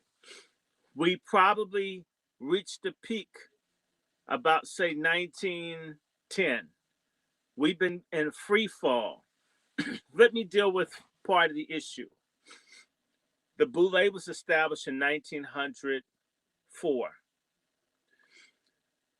They have since 1904 basically taken over the black community. And so the boomers, they all want to be Greeks and all that. Let's just be honest. The civil rights movement was a Masonic and Greek movement where there were some sincere church people like Fannie Lou Hamer. There were some sincere people who were ready. Let me just say this. Most black people want to be white. The boomers probably wanted it more. I've experienced it. I've always liked being who I was. Let me tell you, sister, it hurts, but when Martin Luther King and them were doing their thing, 90%, in fact, they did this with television. All they had to do was put the Temptations, the Supremes, the Four Tops, or on television, and black folks would stay home and not riot because you want to see other black people on television. We have a massive inferiority complex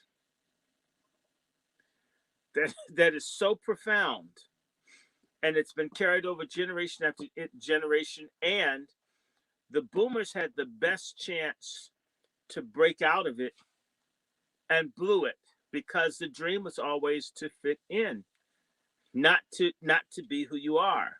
I gotta be me, as the song people would sing. Well, our song as the people should be, I gotta be you. Or that song from Jungle Book, which is mocking black people. There's the song, you familiar? I want to be like you, want to act like you, walk like you, talk like you. They had Louis Armstrong, represented as a gorilla or a monkey, singing to another person, I want to be you. I mean, I'm trying to be something better than what I am. This is a big hit song for Walt Disney, because even white people understand that black people want to be white. The boomers wanted more. You see, let me give you an example, sis.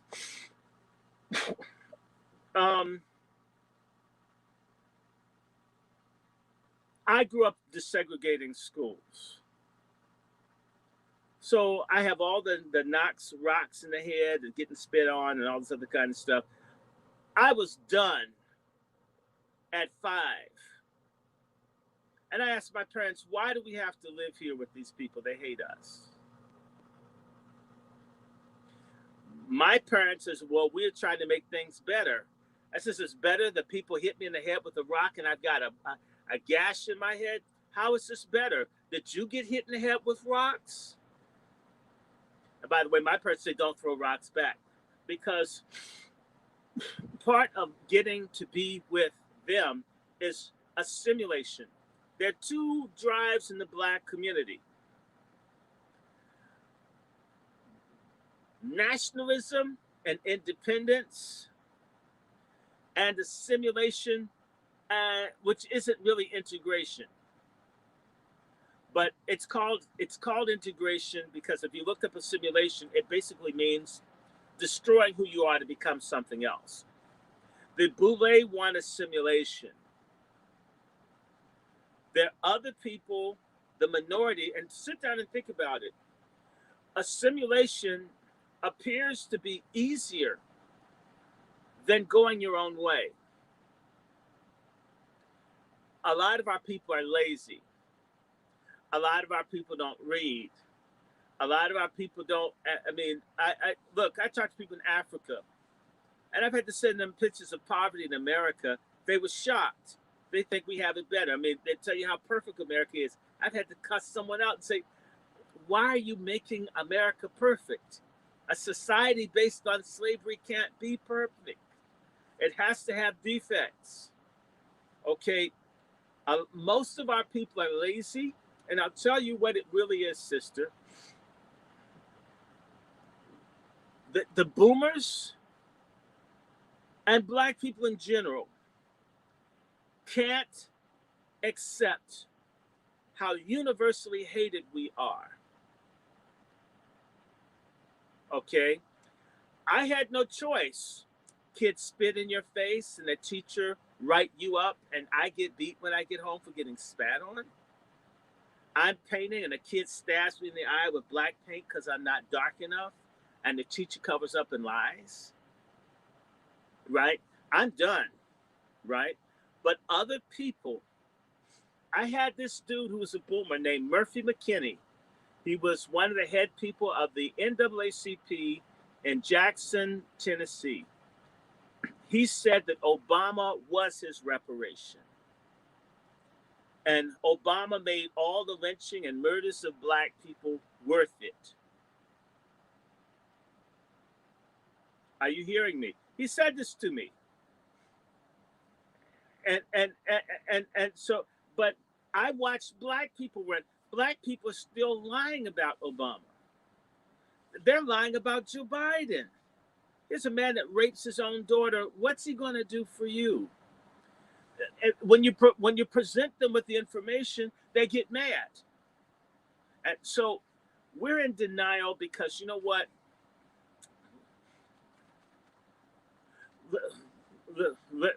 Well, strategically, I support Trump, not because Trump worships or loves black people, but Trump shook up black people. We needed to be woke up after what Obama and Biden and Hillary and Maxine and Pelosi and Schumer did to us.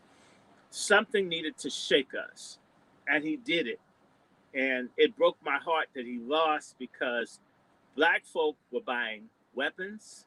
Black folks are farming. Black folks are doing stuff for themselves like they used to do when they had a clear idea. In fact, let me get at the heart of it, sister. When you want to assimilate, you want to pretend that everybody's your friend. Black people did best when it was understood the other people hate our guts, they want to kill us, and we got to do the best we can with what we've got. And we don't want to ask anybody else because we can't trust them. That's when we get somewhere. But you see, what's that song from War? Why can't we be friends? Why can't we be friends? You've heard the song. You know, put a little love in your heart. All of this, the boomers just wanted that let's just get along. They didn't really want to fight. Black people didn't really do much. In fact, we don't have to go far. Ask yourself, why hasn't the Shabazz family and the King family done more to demand all the papers be released on the King assassination, the Shabazz assassination? It's getting deathbed confessions. Y'all can't get that. The families have gotten rich.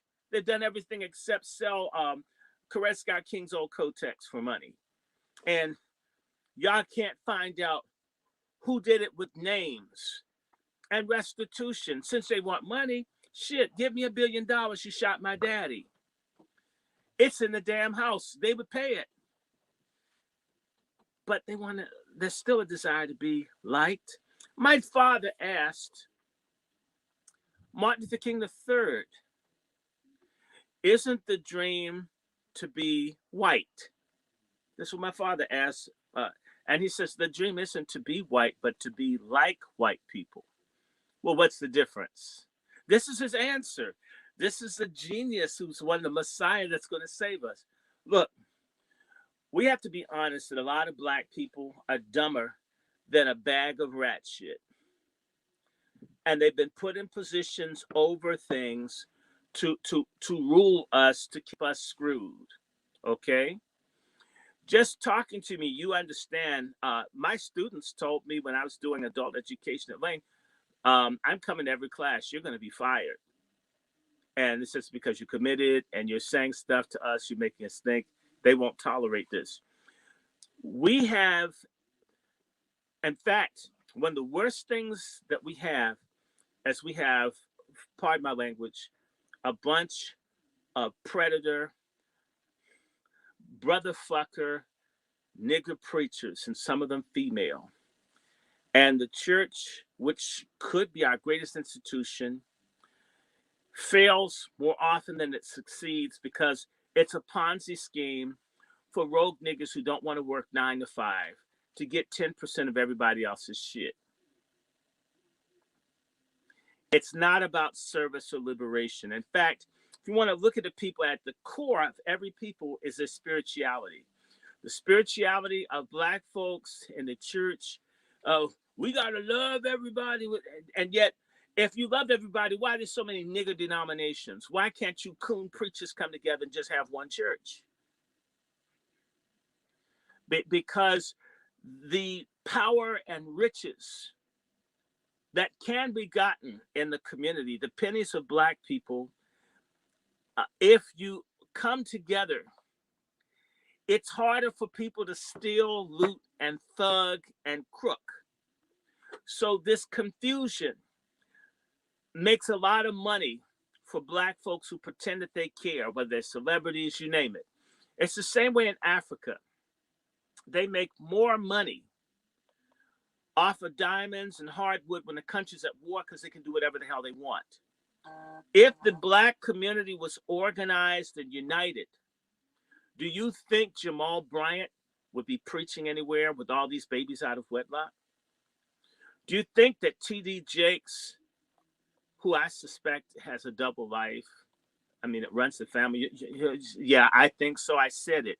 I think you're a chump. I think you're a chump, T.D. Jakes. I think you're a chump. You're too soft. You don't speak up. I'm questioning your Christianity, your manhood. I'm questioning everything. And now that you're pushing these damn vaccinations, you're basically a Judas Goat coon preacher. Okay, I wouldn't follow you to the bathroom if I had diarrhea.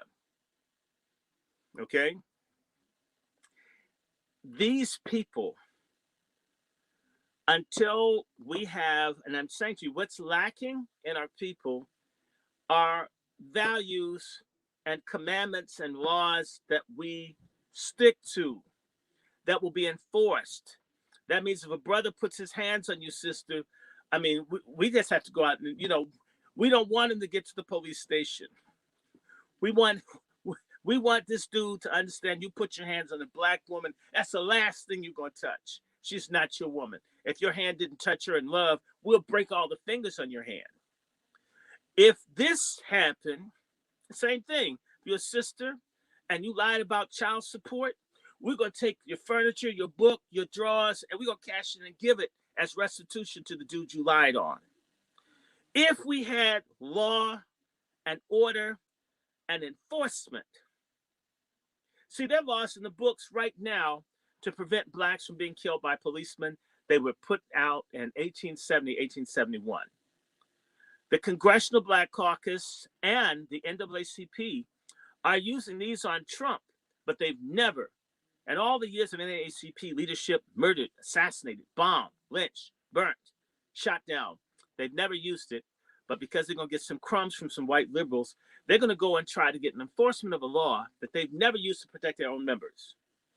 This is a scam of the black leadership that they don't want to, see, we don't have a law, we don't have a custom, we don't have a system of enforcement, right? And by the way, white people don't rule us through overt power. They rule us through corruption. If you saw Judas and the Black Messiah, you had those niggas with all those machine guns and all, but those guns are used to kill black people. They're not used to fight the police. Let me just say to you, in Boston, when I was living there in 1991, a Boston policeman shot a Dominican kid under a police car running from the police. Within 20 minutes, thousands of Dominicans were out in the street with their guns, threatening violence against the Boston Police Department. The police leadership met with them and promised never to shoot Dominicans again. You don't think we black men, we don't have enough, we can't tell one city nowhere, no? You know why, sister? Now, the other problem I'm going to tell you why it is that black men have what I call a brother fucker psychology. Brother fucker, we fuck over everyone. We fuck over the women, we fuck over the children, we fuck over everybody except for our oppressor. And it is accepted if me and Coolic are working together, if I see an opportunity to leave his ass behind and rip him off and I get paid, I made it. Our concept of success is the destruction of the masses of us for the benefit of a few. Are you understanding me? And until we rid ourselves of this brother fucker psychology in black men, we're going to have this garbage, this pathological effeminate behavior where we hate our enemies. I'm sorry, we hate our friends and family and we love our enemies. We'll go and spend money at the Asian store where the people are rude and hateful, right? But if you get a black store, people are friendly, that's the first shopkeeper who gets shot in the head. That's brother fucker. Barry Gordy's a brother fucker. The people who killed Malcolm X were brother fuckers. The people who snitched on Nat Turner are brother fuckers. In fact, most black men are brother fuckers, and they're bitches. And we have to teach black men how to be men. Part of manhood is that I need other men to be an army to defend my community. I need this brother Coolic. He matters to me. And I'm not talking about his genitalia or his butthole. I need him. We need each other.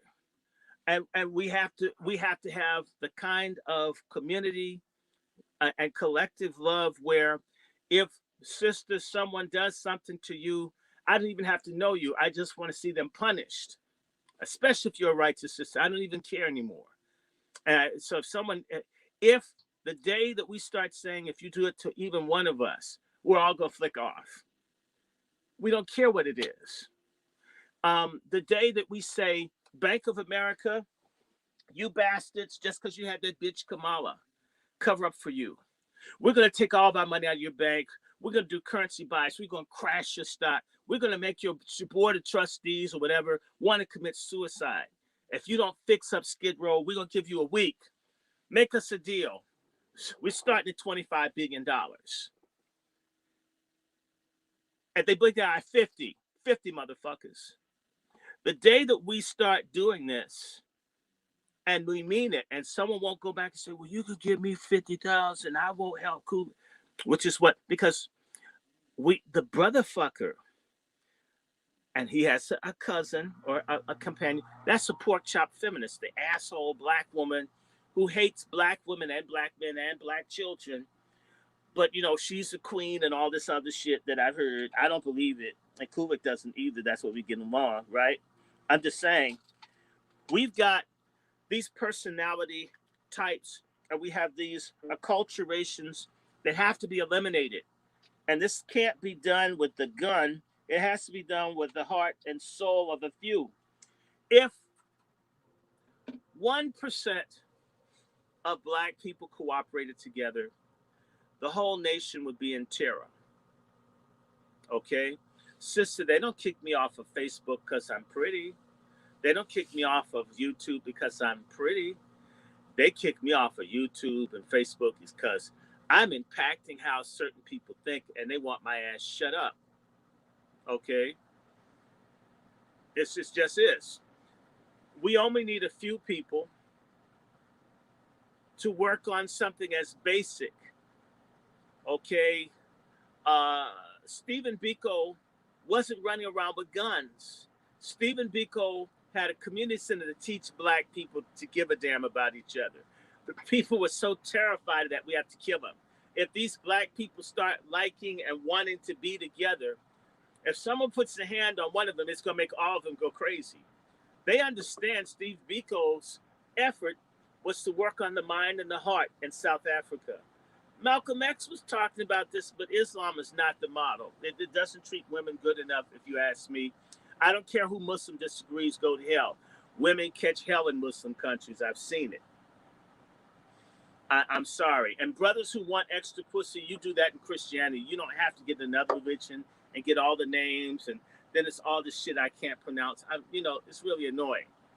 You could have done that as a hypocrite Christian. And by the way, you're a hypocrite Muslim.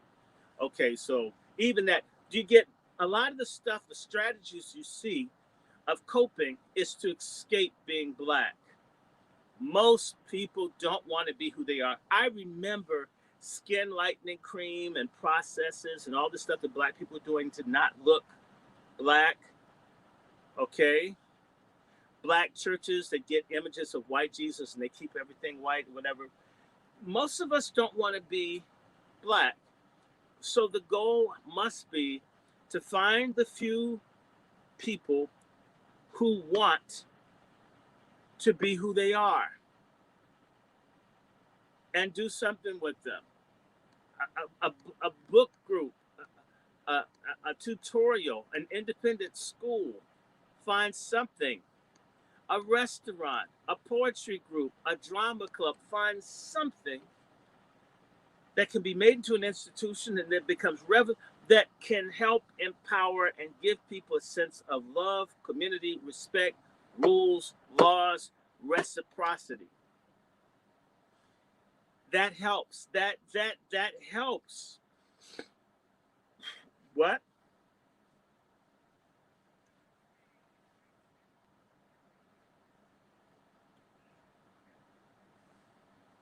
Okay, I pray that it's true. I pray that it's true. All I can say to you, I hope to God it's true, because I've seen so many.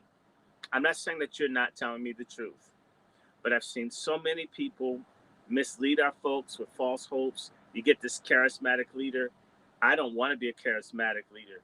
I want to be a thinking person that finds other folks and we empower each other. And if I have leadership skills and people recognize as a collective, wonderful. Um, we have to be so careful because our people have a messiah complex. We're waiting for another Dr. King. I've come back. I've come back to the earth to get shot on the balcony to get you some more freedom. You will get reparations when I get shot this time, right? I don't know. Black people waiting for folks to die. What about making certain that people can live? Why can't you be Fanny or be the best of who you are? Um, Part of this whole obsession with black people being the superstar and the biggest and the baddest, that's because being one of many, since I'm black ain't shit, I'm nothing if I'm not a superstar, if I'm not, the lead soloist, if I'm not snatching the microphone from the other people in my group, Diana Ross style, right? I'm less than. Until people are grateful unto the creator for how we're made, how we look, slavery and all of that, we thank God I'm here in his name. I'm going to get mine, and I'm going to work with other righteous people in that cause. As long as people spend, and we're going to talk about black women, y'all have I'm not saying you, a self-hatred thing that's on steroids. The nails, the feet, people leave their kids in the car to die to get their nails done by Asians that are calling them niggas in another language. And it's just absolutely, if black men were leaving kids in the car to die to have white women do their feet, black women would have had a million woman march on Washington D.C. Okay, uh, we if we could simply stop funding, giving our money, our time to people who hate our guts, we'd start. Do you know how many times a dollar would circulate in the Tulsa community until they blew it up 100 years ago? You know how many times it would go around the black community? Guess the number, sister. You sound like you're super intelligent. Guess. 8 to 10 times would be wonderful. 36 times to 100 times. You know why? The white people hated them. They couldn't trade with them, so they traded with each other. I don't find, that's why I support Trump. White racism, white prejudice isn't necessarily always the worst thing. It's white prejudice that results sometimes in people doing things that they may be trying to hurt us, but they helped us. I don't like people hating me, but if we're smart, let me tell you something. This is a funny story I'll tell y'all. I had a white gentleman bring another white gentleman to my dormitory suite when I was a student at UVA. Well, this is 1983. And this guy could tell he's completely brainwashed. Black people are monsters. Black people, this. You couldn't have told them that even one black person was good. So when they began to talk about black people, I began to agree with everything he said. And I told him, you know what I hate most about black people? And he says, what? I says, black people don't pay taxes. And it says, really? It says, man, it's awful. It says, do you know we have our own currency? And it says, no. I says, man, and we don't pay on anything. It says, oh, it says, what's it called? Well, it's called well, you call it the food stamp, but it's really a black dollar. And it has denominations with Malcolm X, Martin Luther King, Nat Turner, Harriet Tubman, and we get everything we want without paying taxes on it. And nobody knows, and nobody's going to do anything because we're black. And because we were oppressed, we do what we want. Do you know that kid believed me? It was beautiful. I loved it. I'm not going to try to make someone understand me. The sister, if my hair were cut up one day, you'll see I have all these knots in my hair from my head getting knocked open. So, I mean, I get it. I can't get someone whose mom and dad teach them to hate my guts to like me. I accept that. God may change his heart, Holy Spirit or something. I'm not waiting for another rock or anybody to shoot, stab, or abuse me.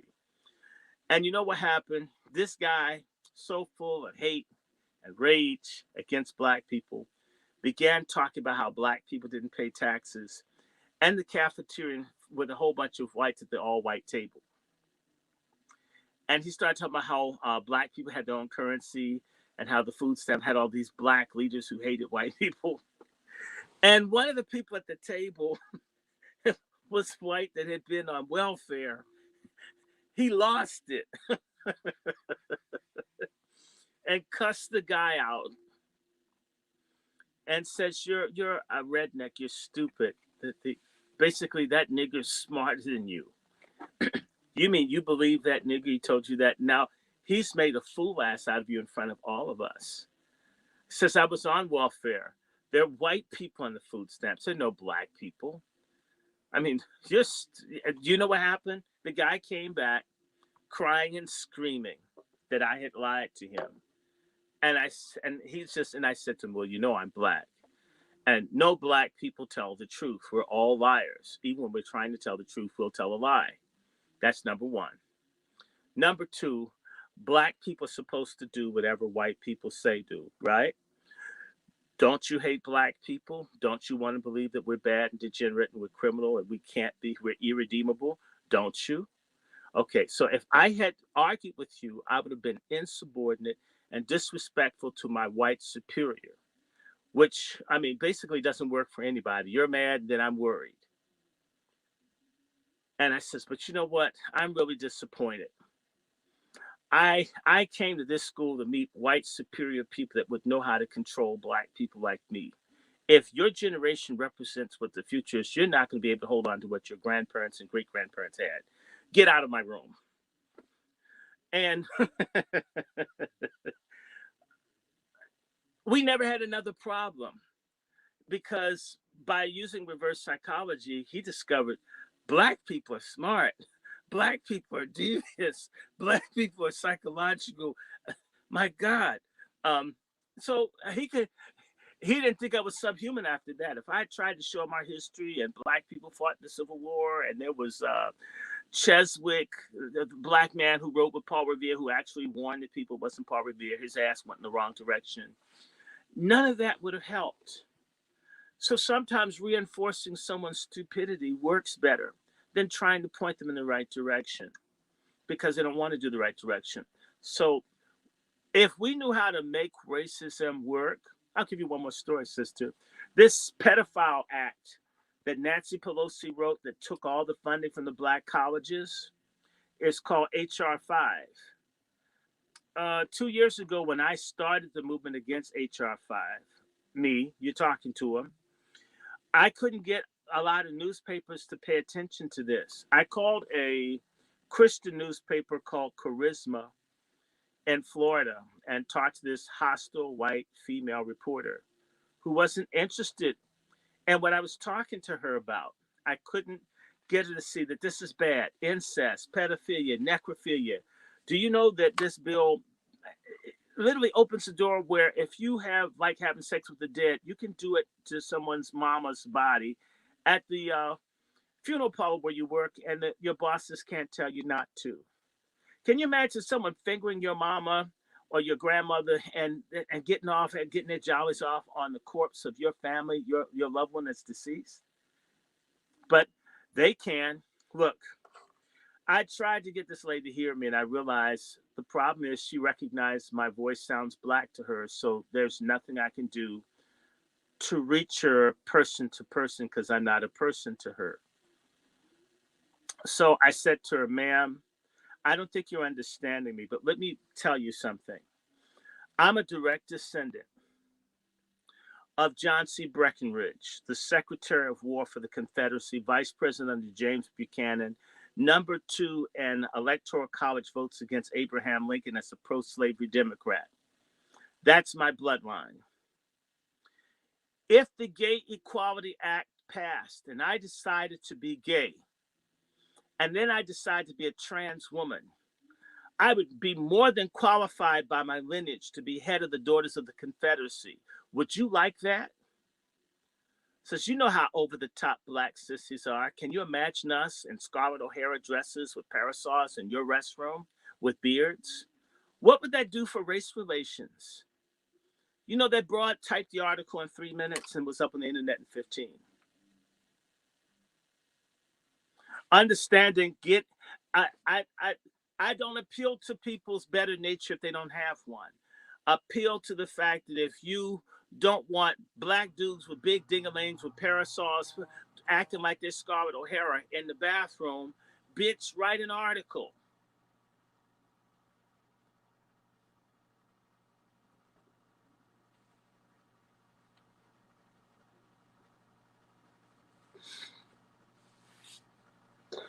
Mm-hmm. Say that again.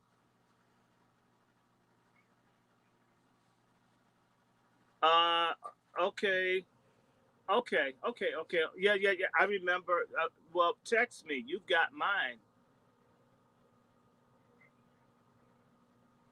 All right.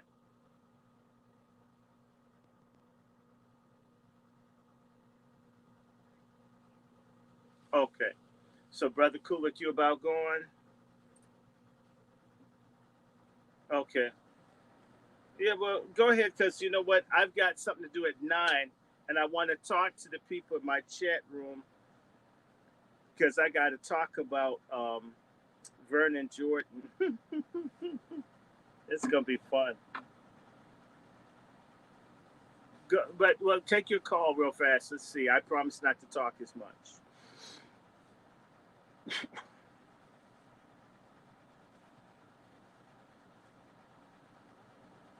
Mm.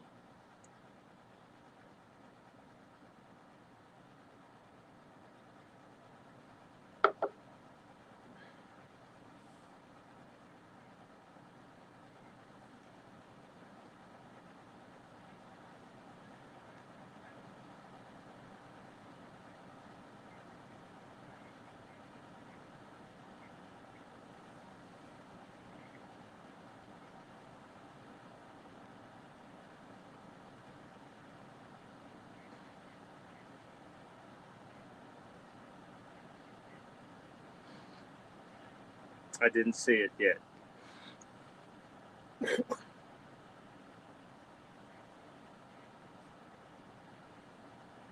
I didn't see it yet. I've been running, and I was late getting on the show with him.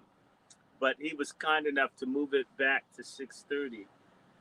Yeah, I ended up having to feed my brother and then moving all the stuff in the house and so forth. And so anyway, and sometimes this technology, Coolic, you know, it will all of a sudden not work.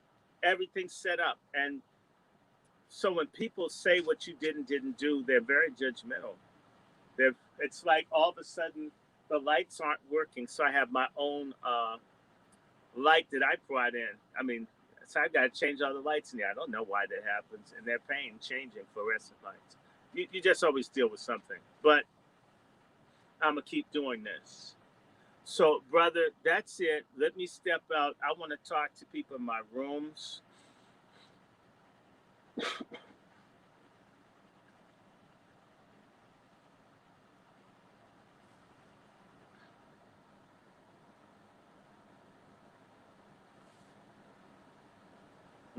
Hmm. Okay. All right. See you then. Bye.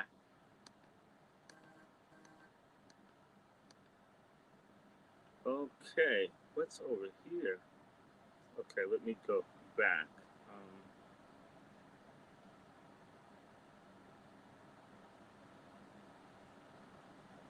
Okay, let me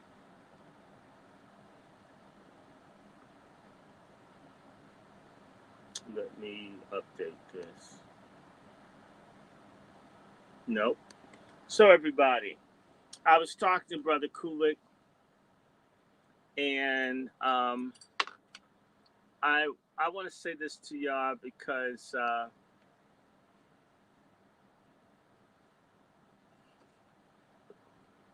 let me go down. I'm gonna try to answer all the questions, and I'm gonna have this thing where people can call. That would be a lot of fun. A lot of fun to just be able to talk to people versus read this stuff. It's impersonal. Let me see. Blackmails are targeted. Um, my cousin renounced DST, pledged at Howard. Whew, what's DST? I don't know what DST is, Tata.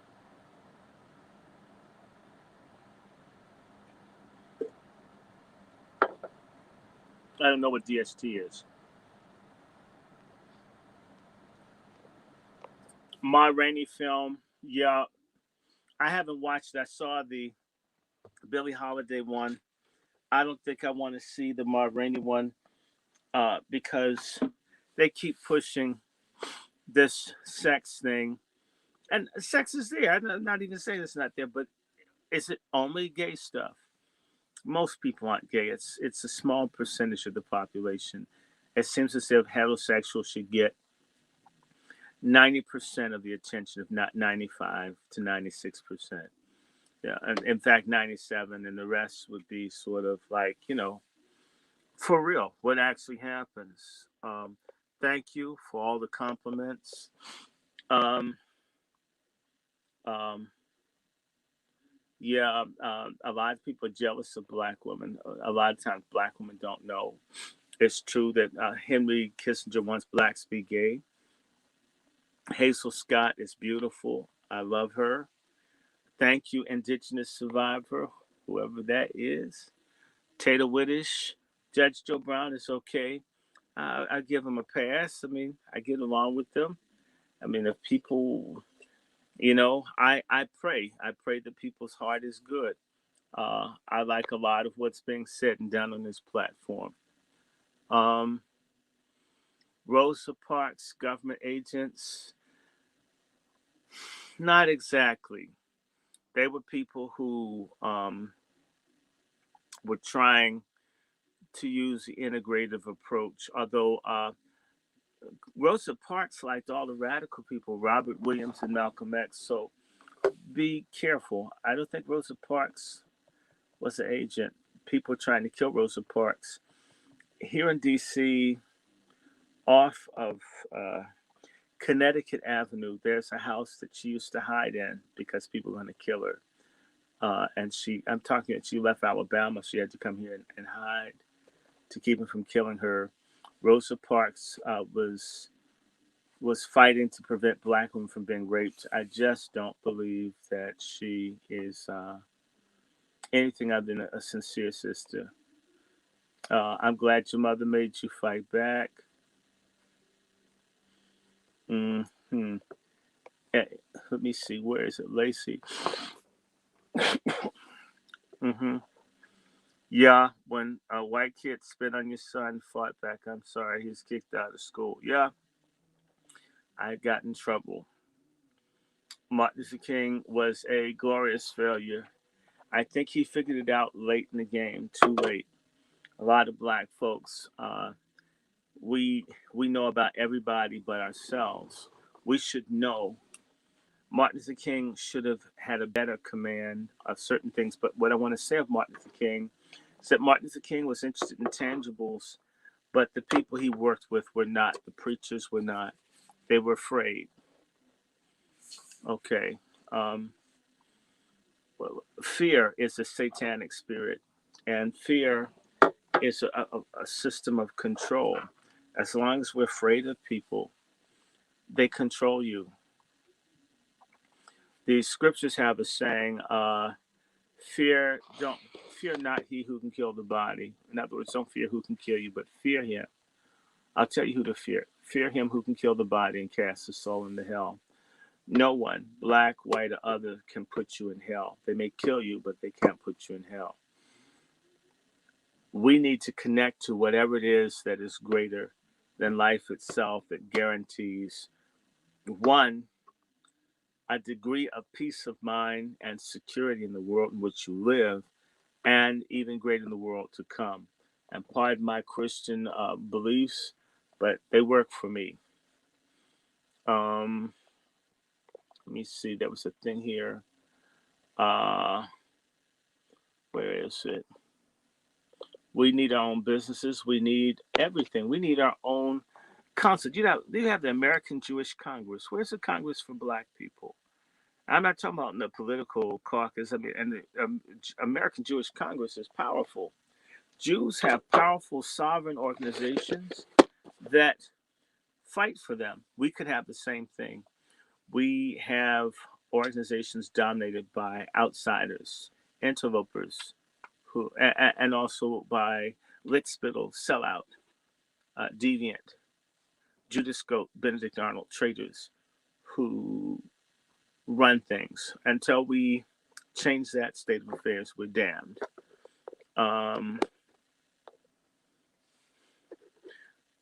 Let me see. Black people have made everything that could be made. Oh, Delta Sigma Theta. Okay. Vernon Jordan. Vernon Jordan was a Democratic Party operative. He was a Democrat or die person. He made out very well for himself. I hope that we learned that he did something to help other people. If he didn't, I wouldn't be surprised. We do have think tanks, but you wouldn't know about them. They're small and they're underfunded. Black people don't fund them. And the think tanks also haven't figured out that you might have to do something different as a think tank. You might want to make films, records. You may need a product line because Black people don't necessarily invest in that. We have enough money in our community, even now, even in our jacked up position. $30 billion, probably what we spend on drugs, alcohol, cigarettes, booze, would change the lives of all our people. 20, 30 billion, but that's so much money you couldn't imagine. It would change everything if it was done properly. 30 billion out of the $1 trillion that comes into our community every year, just 30 billion were used. It would help the worst off Black people. It would change everything. We have not agreed to do, the church is all that. There's a lot of greed, selfishness, and jealousy in our community. It is a more effective form of social control than even the racial terrorism and the other things. The Harvest Institute is wonderful. I like what he's doing. I wish more people do it. And not only just research, but apply it. Make something happen with it. Okay, and I'll say this, and it's not to attack Dr. Claude Anderson. He's doing a yeoman's job of educating people, but other folks around him should have had at least one small Black town where they could apply some of those theories and make it work. And if the town's small enough, it would work. It would. So we do need power and money. And yeah, we do have dangerous traitor, militant assimilationists. We need people who want to be a people. They're very concerned about us being a people, and they've created diversity and transracialism and all this stuff. And they've even invented this sexuality grouping to compete with us. And they're trying to get people to be sex before race as a means to diminish our numbers. Abortion, murder, GMOs. They've even made, I believe this COVID was meant to kill us, and the Most High made it backfire. and it's getting a lot of people. Anyway, I've got a show to do at 9 in California, and if y'all would indulge me, I'm gonna probably do this show for about an hour and a half. I'm thinking maybe about 9:30, 10 o'clock. I'm gonna try to do a couple of hours with y'all because we really do need to get. And I have my books. They're right here. I'm fired up. So I'm gonna stop here, and it's 2 hours and 30 minutes, and we're gonna get back together. And I didn't go anywhere, but my health got jacked, and I had to travel and this, that, and the other, and then YouTube kicked me off. So let's get back together and say, what is it? 8:30. I was thinking 10 o'clock, 10:30. So about 2 hours. I'm going to be back. And the good news is, if you're not there, if I start at 10:30 or 11, it'll be recorded. You can always watch it. So be of good cheer. Love everybody. Don't forget to donate, help out. Um, all I can tell you is that Brother Coolic has given me my assignment for the equipment that will work. I bought the wrong stuff.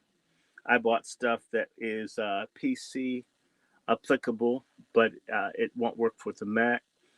I'm going to have to get a new PC, and I'm going to have to get new stuff for my Mac. And what is it? And yes, I want some books. I really want to go in on the NACP. Some of these books are expensive. Some of them are cheap. But drop me a piece, because I'm going to go in on them. And I've been commissioned to write a piece. I'm probably going to start this week, and hopefully by the 15th, I'll have my piece done. Where can you get the stuff that fights COVID? Dr. MD. It is.